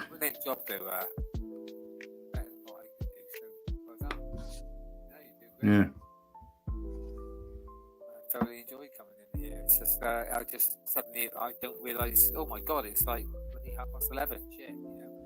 Yeah. No, it's fine, mate. Like I appreciate your time anyway. So we'll speak to you again anyway. Do you want me to remove you in case you do something wrong? Yeah, just in case, because all I've got is the end button, and I'm thinking, if I press that. No, don't press end stream. You've got to. I'm going to. Right. Take care, both of you two. It's been a really good night. Thanks, Martin, Whittakee, and go and check out his YouTube channel and his video that he's recently put out. Thanks, guys. I might head out myself too, just because I do have to get up for the old work in the morning. But yeah, that's fine, mate. Look, same to yourself. Thanks for joining us. No worries. We've still got 6 viewers, so I don't know whether the guys want to see a few more badgy pics or what, but and I can see Matt still in the green room. It looks like he's still talking as well, so he can hear us.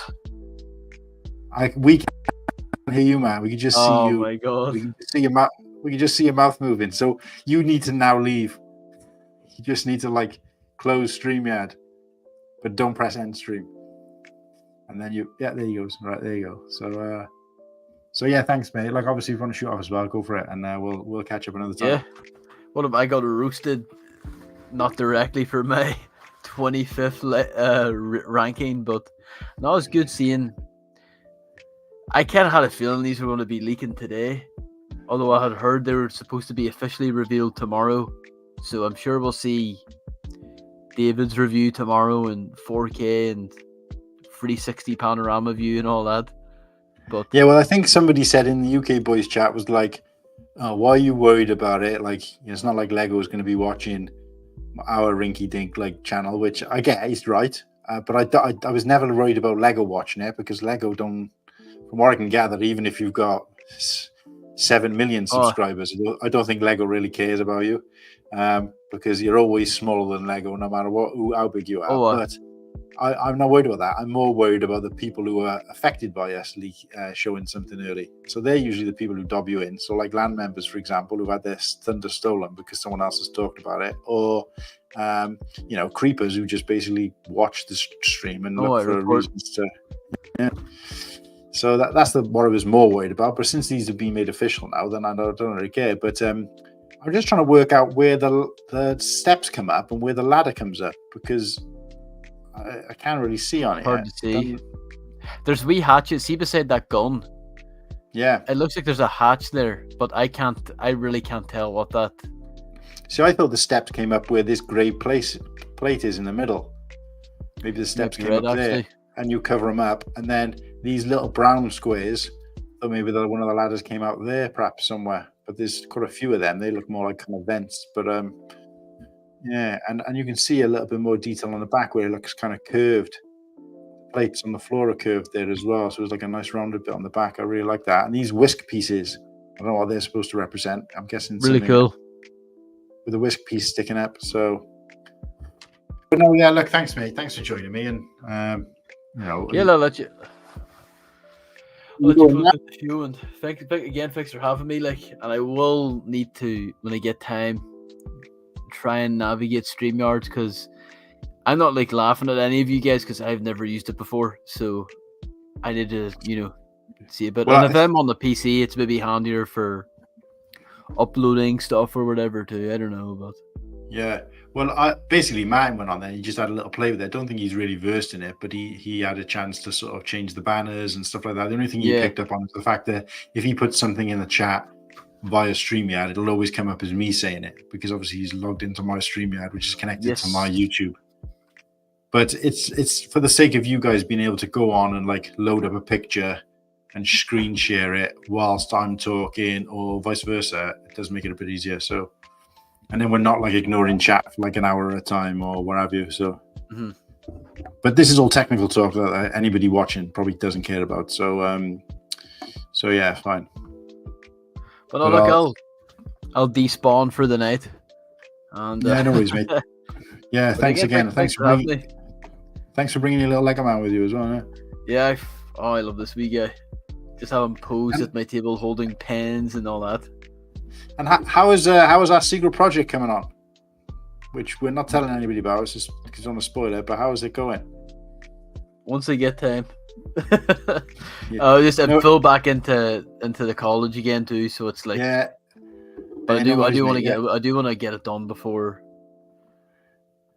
I want to get done before Halloween. No rush, mate. Obviously, yeah, education comes first. But just a bit of a teaser there for something we got coming for you guys. Courtesy of the Stop Motion Maestro. But, all right, thanks, mate. I'll see you later then, yeah? You're all the best. And thanks again for having me. And for all the viewers in the chat, thanks for sticking around. And Motley, too, for keeping that chat flooded. But not here again. Thanks, Colhan. I'll speak to you later. Yeah, no worries, mate. Take care. All the best. All the best.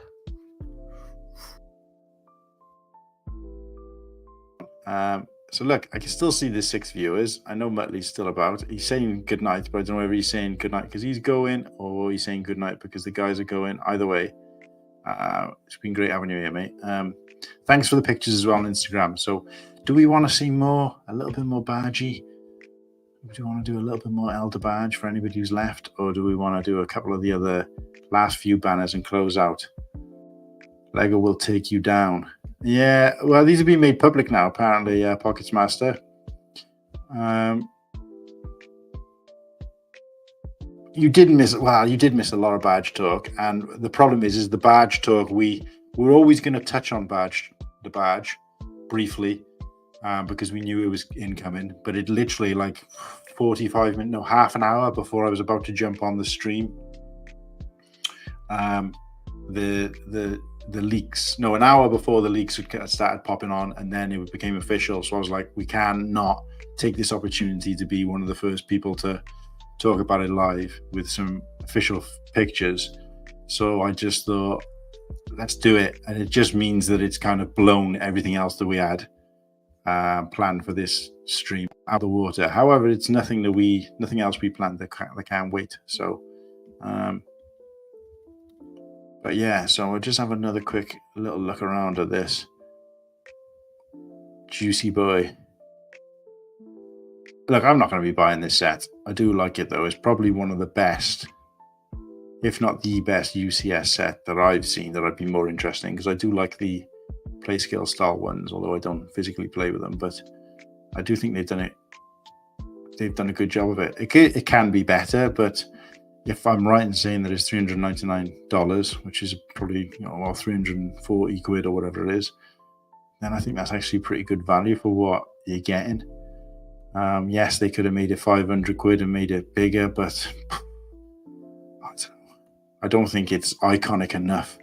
To me personally, it's not iconic enough to make it that big a set, So But no, I think it's pretty good, and I think there's going to be people out here who are going to be buying this for kids as a Christmas present to play with. I don't think everybody's going to be. It doesn't strike me as a UCS set. It just looks like a really large play scale set. So I think this is much more closer to an MBS, if I'm completely honest. But we shall see. But yeah, for anybody who's still around, we're on 3 hours and 14, the longest we've gone for. So I'm going to start closing it out a little bit. And what I want to do is I want to skip over some of the topics that we didn't want to talk about. And I'm going to go straight to Ostif. Now, Ostif had put this topic in last week's episode, and I did say that because we didn't get a chance to talk about it then, we're going to do it this episode. Let's get rid of that badgie for now.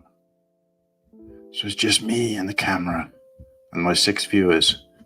So Ostif wanted to know how I got the idea for this show.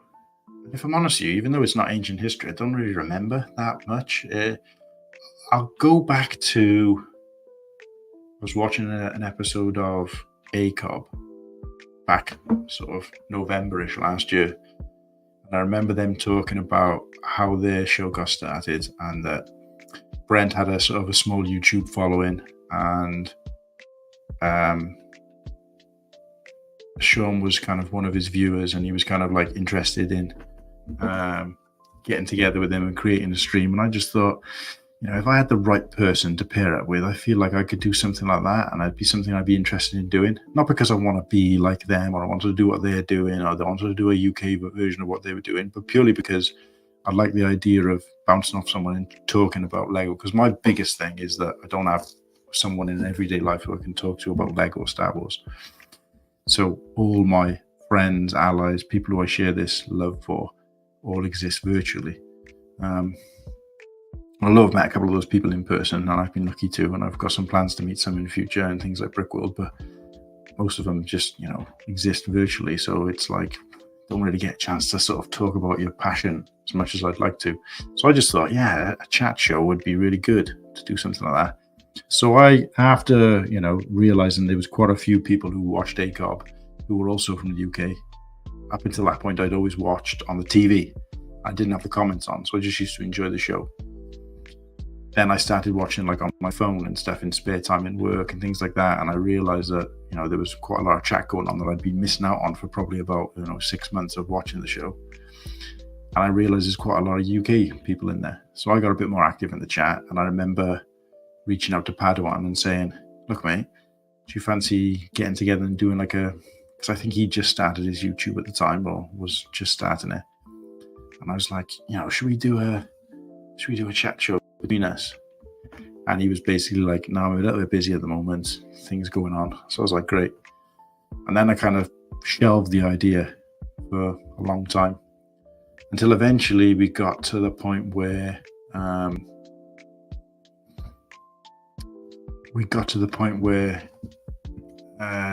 I think we were talking about it. I think the guys had decided to do a UK Boys stream. So it was Padawan and Boba 501st. So quite conscious of the fact that Padawan sort of sacked me off and then ended up doing a chat show with someone else. However, I don't take it personally because we didn't really know each other. Those two already did. They're a similar age, similar background.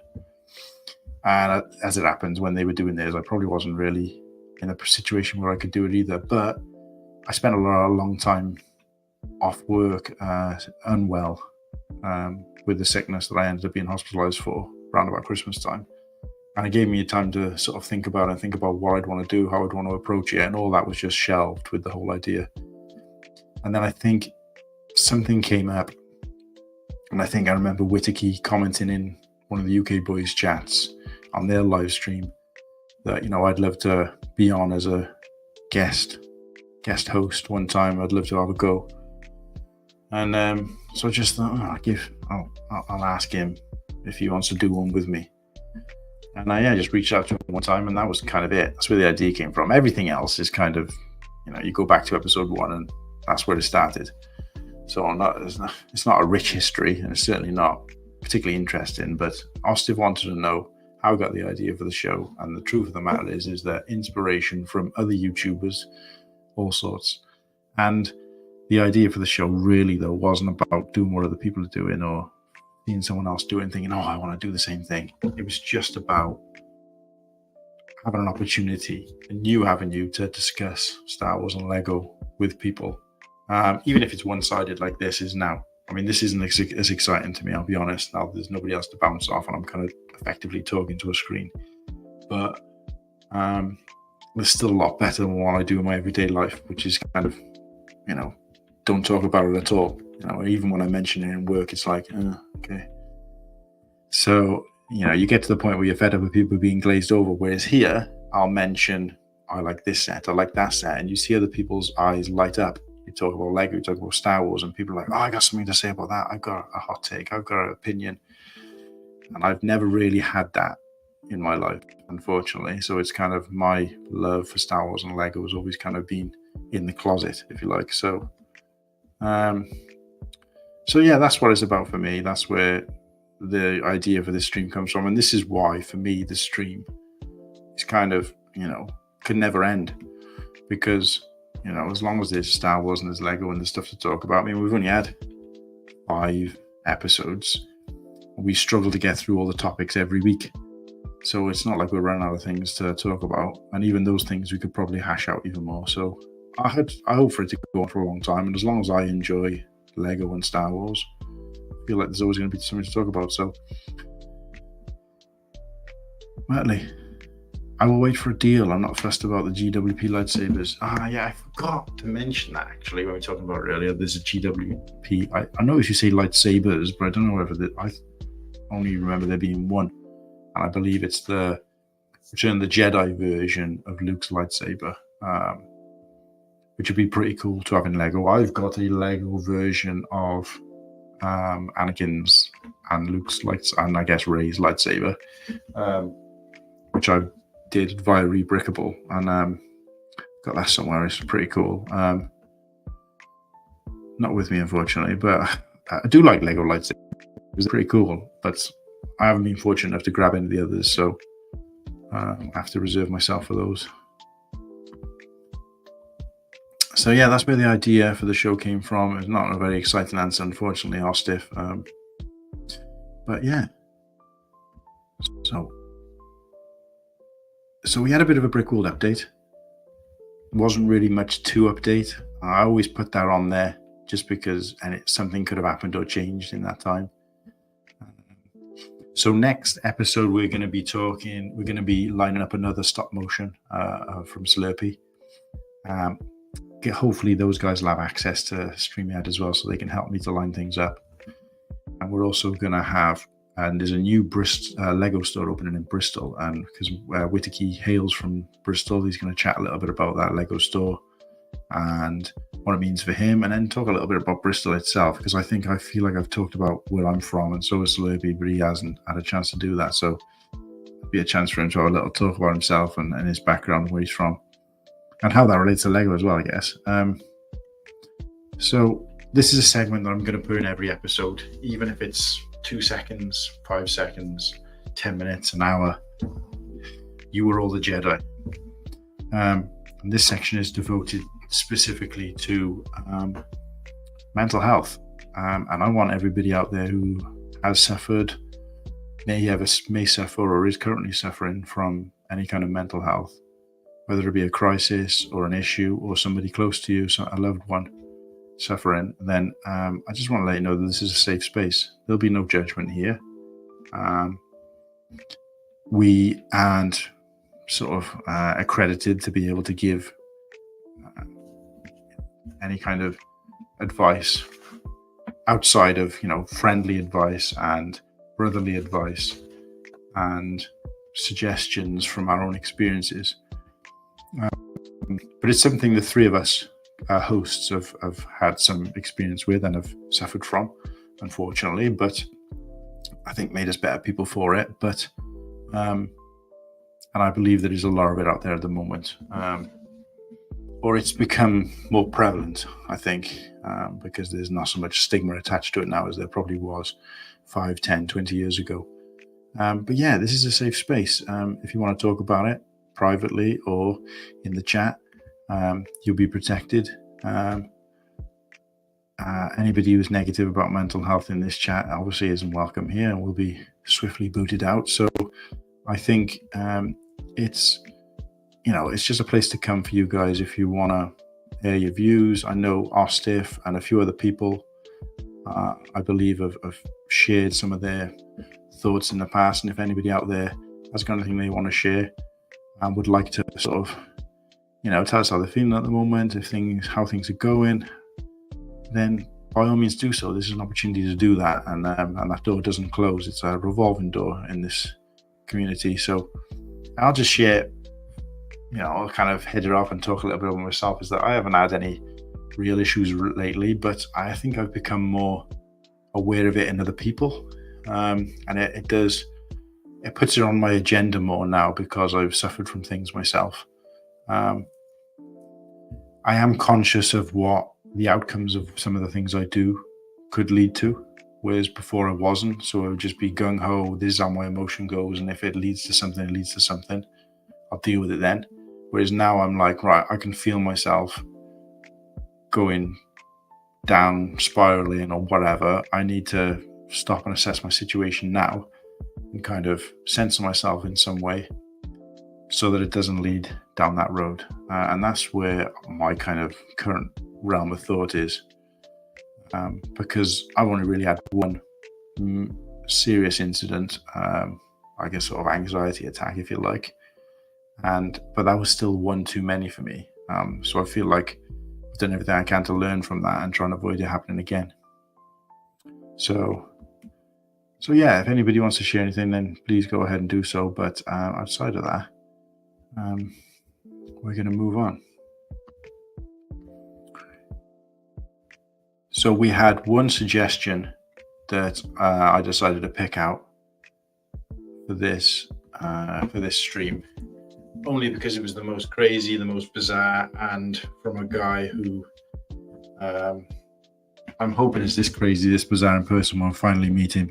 So a shout out to our Steph. I don't know if you're listening and you're cooking up in the lab out there, mixing some blood samples. Our Steph, I believe you are. Good luck with your work, mate, and really looking forward to seeing you next year. Again, no pressure for you, but he has graciously offered to pick us up from the airport, which is fantastic. And yeah, his suggestion for our topic that we should discuss, which is difficult for me to discuss when I'm on my own, especially because I didn't really understand it, but is how to grow a unibrow in Lego.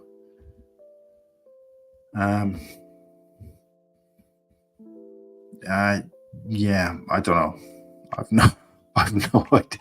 I mean, I did ask for something crazy, a bit weird, bizarre, but to the point where I don't even know what it is he's asking me to discuss. Yeah, that is quite a tough one. So, how to grow a unibrow in Lego. So, any suggestions, guys, on how you can grow a unibrow in Lego? I've completely no clue. But yeah, interesting. Maybe we'll shelve that one for another day until Ostif's available to actually explain what he means. But thanks for the suggestion there, Ostif. You made it really difficult for me and really kind of awkward because I'm here on my own. But yeah, that was the suggestion that I picked because I was hoping that Ostif was going to be here to explain it, and also that I would have some co-hosts to kind of, try and work out what we think he means and see how wrong we are. But yeah, so perhaps we'll have to shelve that for the next episode as well. But so pickups, spend versus save.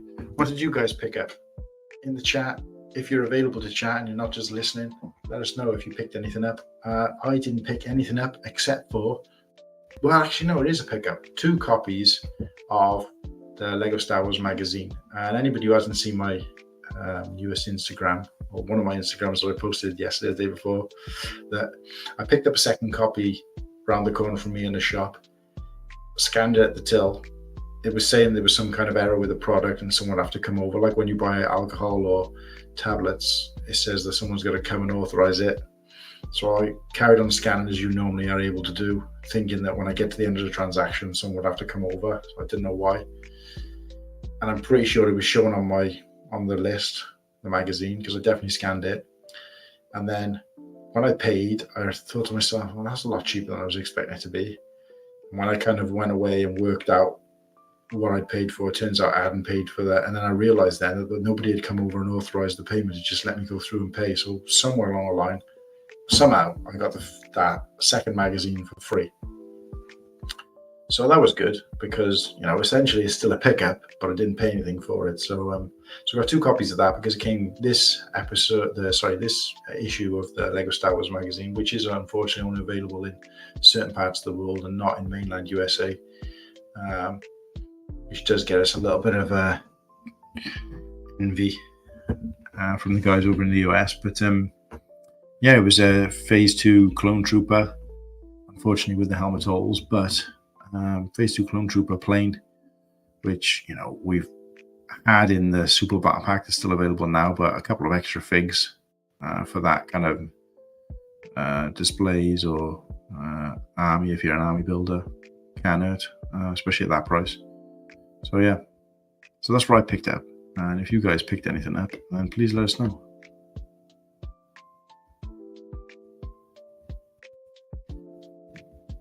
So Matley, what did you pick up, mate?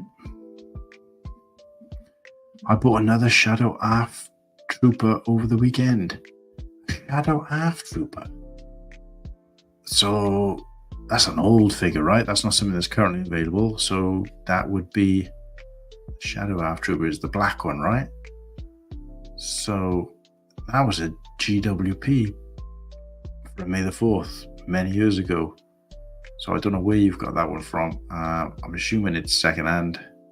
Even if it's new in a bag, I suppose it's still secondhand. But yeah, good haul, mate. Well done. I'm not a big figures guy, so I'm not really that huge on figures and collecting old figures and collecting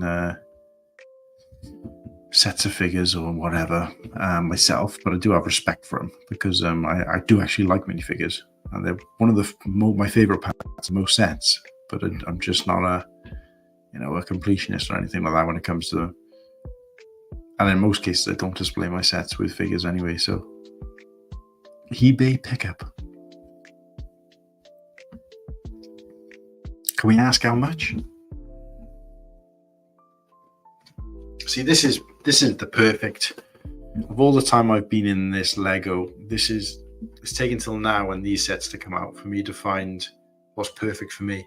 And if I ever got to the point where I wasn't able to spend money on Lego at all, and I really had to minimize my collection down to like just one sort of subcategory, it would be these, because the detail on them is fantastic. They're like a scaled down UCS in terms of the fact that they're displayable and not so much play sets. And like they got these stands where you've got the opportunity to put a figure. So for me, that would be, how I would like to display my figures, if at all. So I don't display them in the sets generally, or with the sets. But I think to have one figure sat here, or even maybe 2 figures on here that relate to the set, I think, like they do with UCS, but in this scale, I think is like perfect. Because they're not releasing like loads of these, they're banging these out. So there's like 5 or 6 so far over the course of like 2-3 years. It's a nice, So if I ever got to the point where, I really didn't like, because I am getting to the point where I'm running out some of the ships and the play sets, the bigger play sets that are coming out, I'm not that interested in. So I have found it a little bit easier to not spend money on Lego. But because there was a point, I think, around about 2021, 2022, where like nearly everything that came out, I was enjoying and I was buying. The same with this one. I'd have to put a Grievous and a Palpatine there, or a Dooku and a Grievous, or Dooku and a Kenobi, or a Magna Guard. I mean, there's so many different options. And again, this is where I like the displayability of these, because you can keep that on display, but just change out the 2 figures that were with it, that are kind of synonymous with that set, Anakin and R2, Battle Droid and R2. yeah, so these sets are like, the best subcategory of Lego Star Wars since I've been, involved. I love it, absolutely love it. And they're going to be some of the first sets that I build once my display is finally available. 280 quid for one figure in a bag. Jesus, Matt Lehman.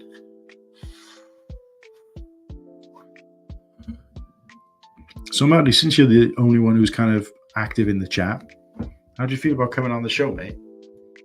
And I really want to do a segment on, back, what do you call it? Sealed set collection, hauls, most valuable figure, that kind of thing. Obviously, I'll tailor it to you with some of your input, like I do with the other guys, the other guests. But I'd love to have you on the show, mate, to just chat. The only problem is, if we had you on the show, then there'd be nobody in the chat. But I'd really love to have you in on the show, mate, just talking about, like, large scale hoarding. That seems to be the case with you. So, Muttley, if you're up for it, mate, this is a private invitation for you to be a guest on the show. My next guest that I've got lined up for a set date is Oaktown Bricks on the 11th of November. So this is episode 5, so that'll be episode 9. So we got 3 episodes in between. And I have got a couple of guys, who'd like to be on, or I've asked to be on, and they've agreed, and we haven't set a date. So, but mate, if you're up for it, I'd like to get you on. Maybe even the next episode. We'll see. But let me know. So that's pickups. So me and Muttley had a pickup. Whoever else is watching or listening, let me know if you can. If not, I just assume you're listening and working, or you've fallen asleep due to my low cozy tones talking.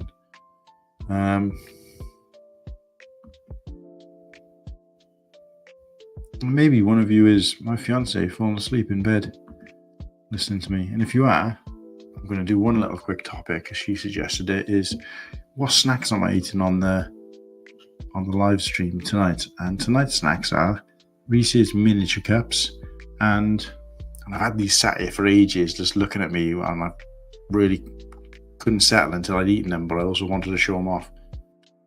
But Reese's miniature cups and a Sour Patch.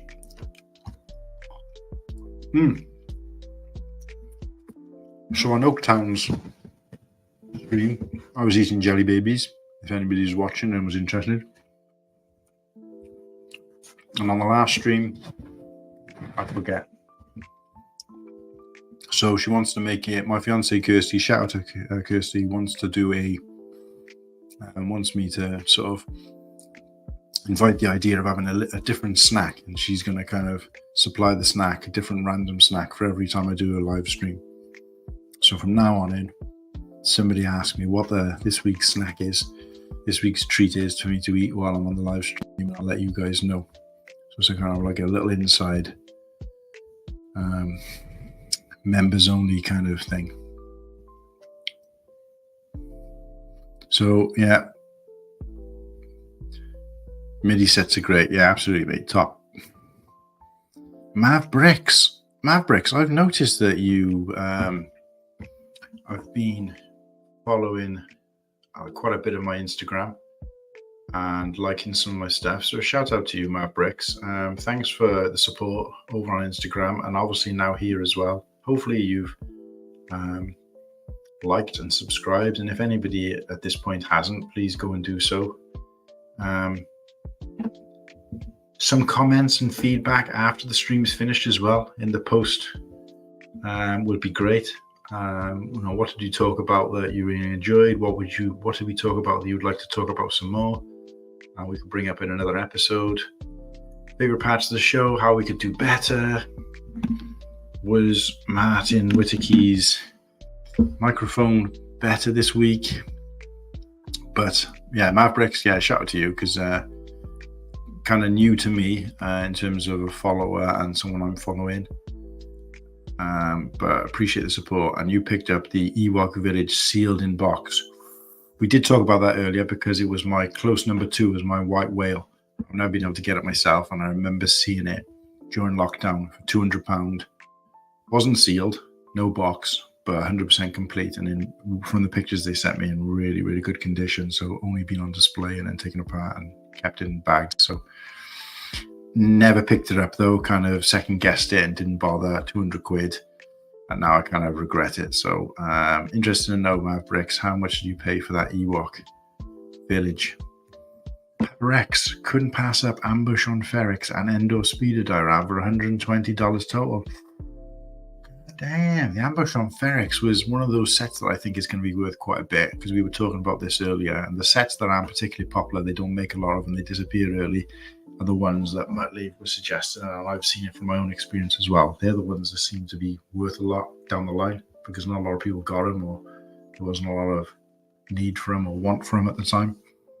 And then later on, when completionists want them, they try and backtrack and get it. But yeah, that Ambush on Ferrix, I actually enjoyed that set, but not enough to spend what they wanted for it at the time, unfortunately. An Endor Speeder Diorama. Now, the Endor Speeder Diorama is one of the dioramas I haven't got. I haven't got the Speeder Diorama, and I haven't got the Dagobah Training, which I'm really annoyed about, because I wanted to get them all, because I actually enjoyed the dioramas as well as almost as much as the MIDI scales, but I never picked it up. And I don't think it's particularly expensive to get the Dagobah Training one, but I'm just trying to think now whether I should bother at all or should just leave it and forget about it. But yeah, $120 for both though. I had to say what that was. That's about 80, 90 quid. About 95 quid, I think. Yeah, that sounds pretty reasonable actually, yeah, because I think I've seen the Speeder Diorama for about 40, 45 pound. So that is pretty good. York Village slaps. It does. The York Village is it's the epitome of a master builder set, because it's loads of figures, a sort of sprawling design, and something that Lego hasn't kind of revisited, because even the Mos Eisley Cantina and the Hoth sets they've done as MBS sets, we had variations and versions and sort of micro cut up versions and shrunk down versions of all of those before, but nothing Ewok Village at all really, apart from the Endor Bunker, but that was a separate set altogether. So I do actually own that, and I've never built it yet. Bought that second hand Endor Bunker, and I've never built it. It's one of the older sets that I've got that I've never built. And I don't mean old as in Lego's release old, but old as in like I've owned it for probably about 4 or 5 years and still never built it.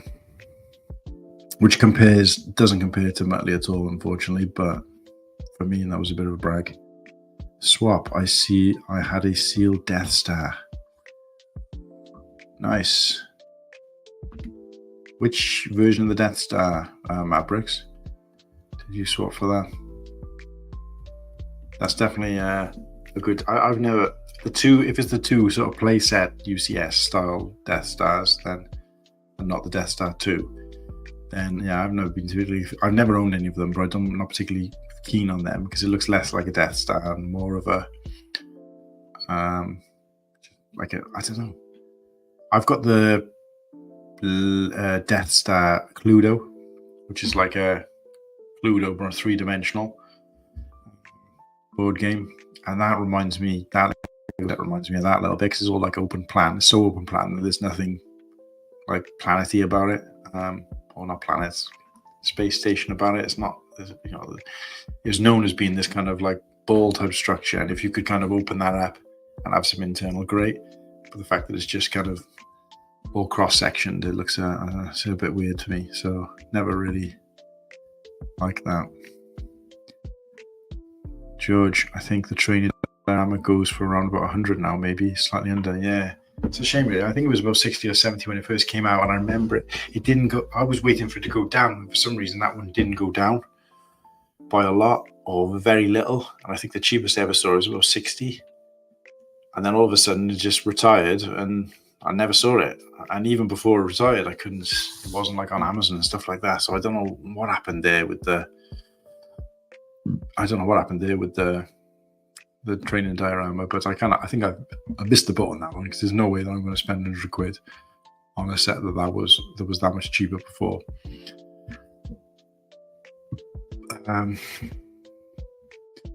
Matley's calling in a night. Thanks for a great show with everybody. Night to those in the chat. May the force be with you. Thanks, Matley. Yeah, I appreciate you really sort of going to town in the chat and making it as exciting and as deep. I did miss your comment about the webcam, though. Sorry, I don't have a webcam. Builders don't need them. Video call, I guess. Yeah. I don't think you really need a webcam. I mean, you've clearly got a phone, so your phone should have a camera on it. So, you know, you can. I think all the other guys use a phone. I'm using a laptop, but I'm pretty sure everyone else uses a phone. So you don't even need a mic or headphones. Just use the audio, and the mic is built into your phone. So if you want to come on, mate, like I said, reach out to me on Instagram, private message, and we'll sort something out. I'm sure you can. I mean, even Bricksam, he's got a cool setup of laptop, computer, and all the rest, all the lighting and stuff, and he just uses his phone today, so it can be done. Nobody's judging you on your equipment, not on this stream anyway, mate. We're all making up as we go along, so.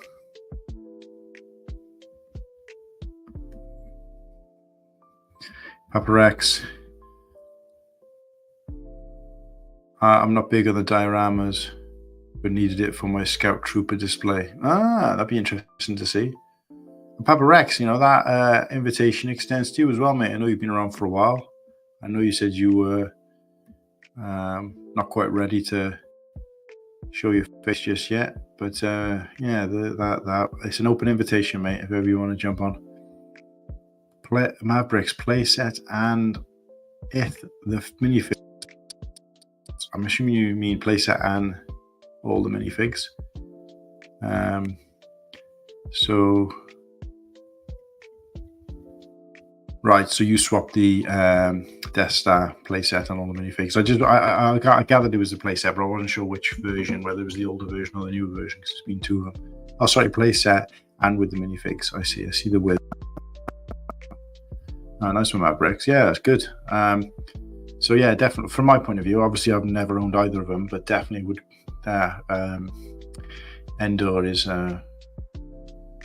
Ewok Village. Sorry, is definitely a much better option to have.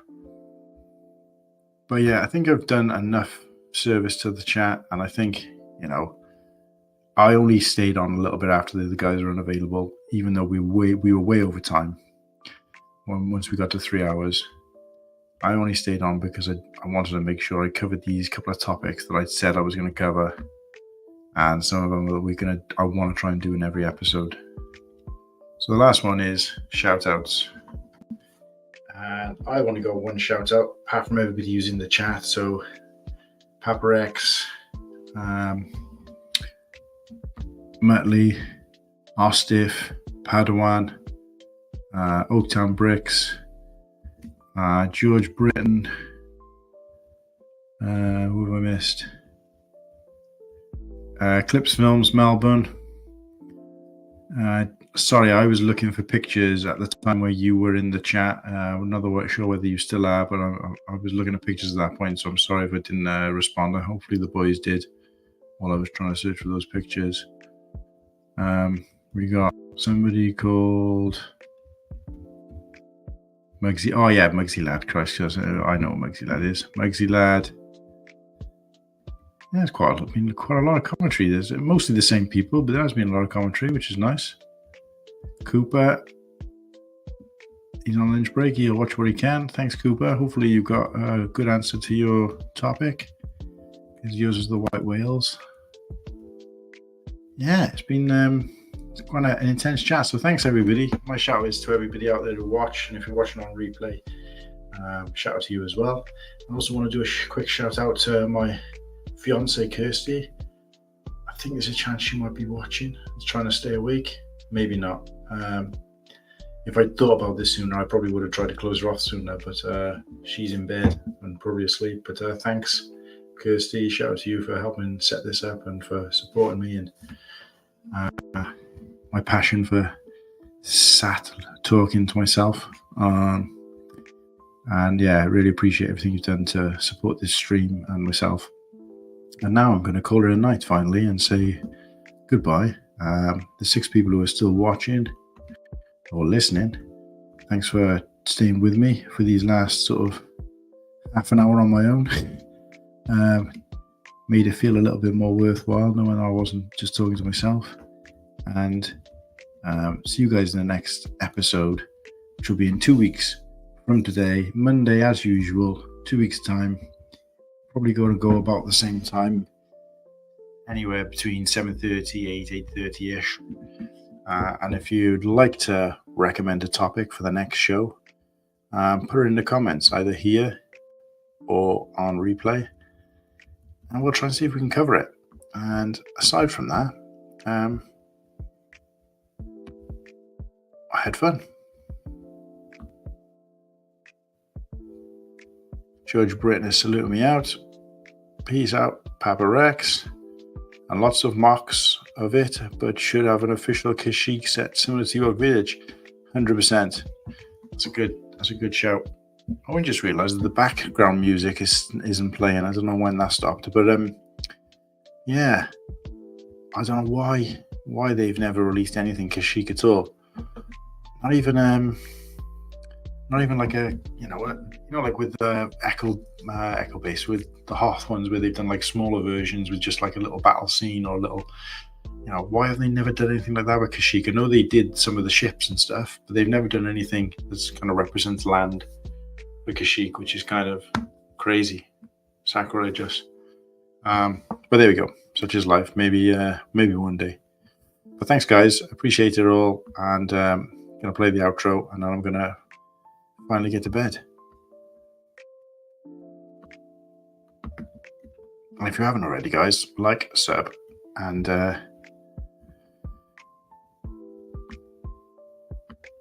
don't forget to hit that bell as well. And if you've already hit the bell, hit it again, because I found recently that even if you've touched that bell and you've got alerts on, unless you press it, you've got to do this with all the people you follow on YouTube regularly. You got to hit that bell again because it just kind of refreshes it, so you're getting an update. It's updating YouTube on You Still Want to Know. So thanks, guys, and good night.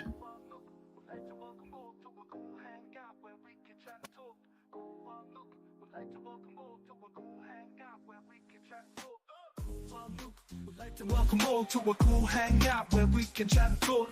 Cool Farm Nook would like to welcome all to a cool hangout where we can chat and talk. Cool Farm Nook would like to welcome all to a cool hangout where we can chat and talk. Cool Farm Nook would like to welcome all to a cool hangout where we can chat and talk.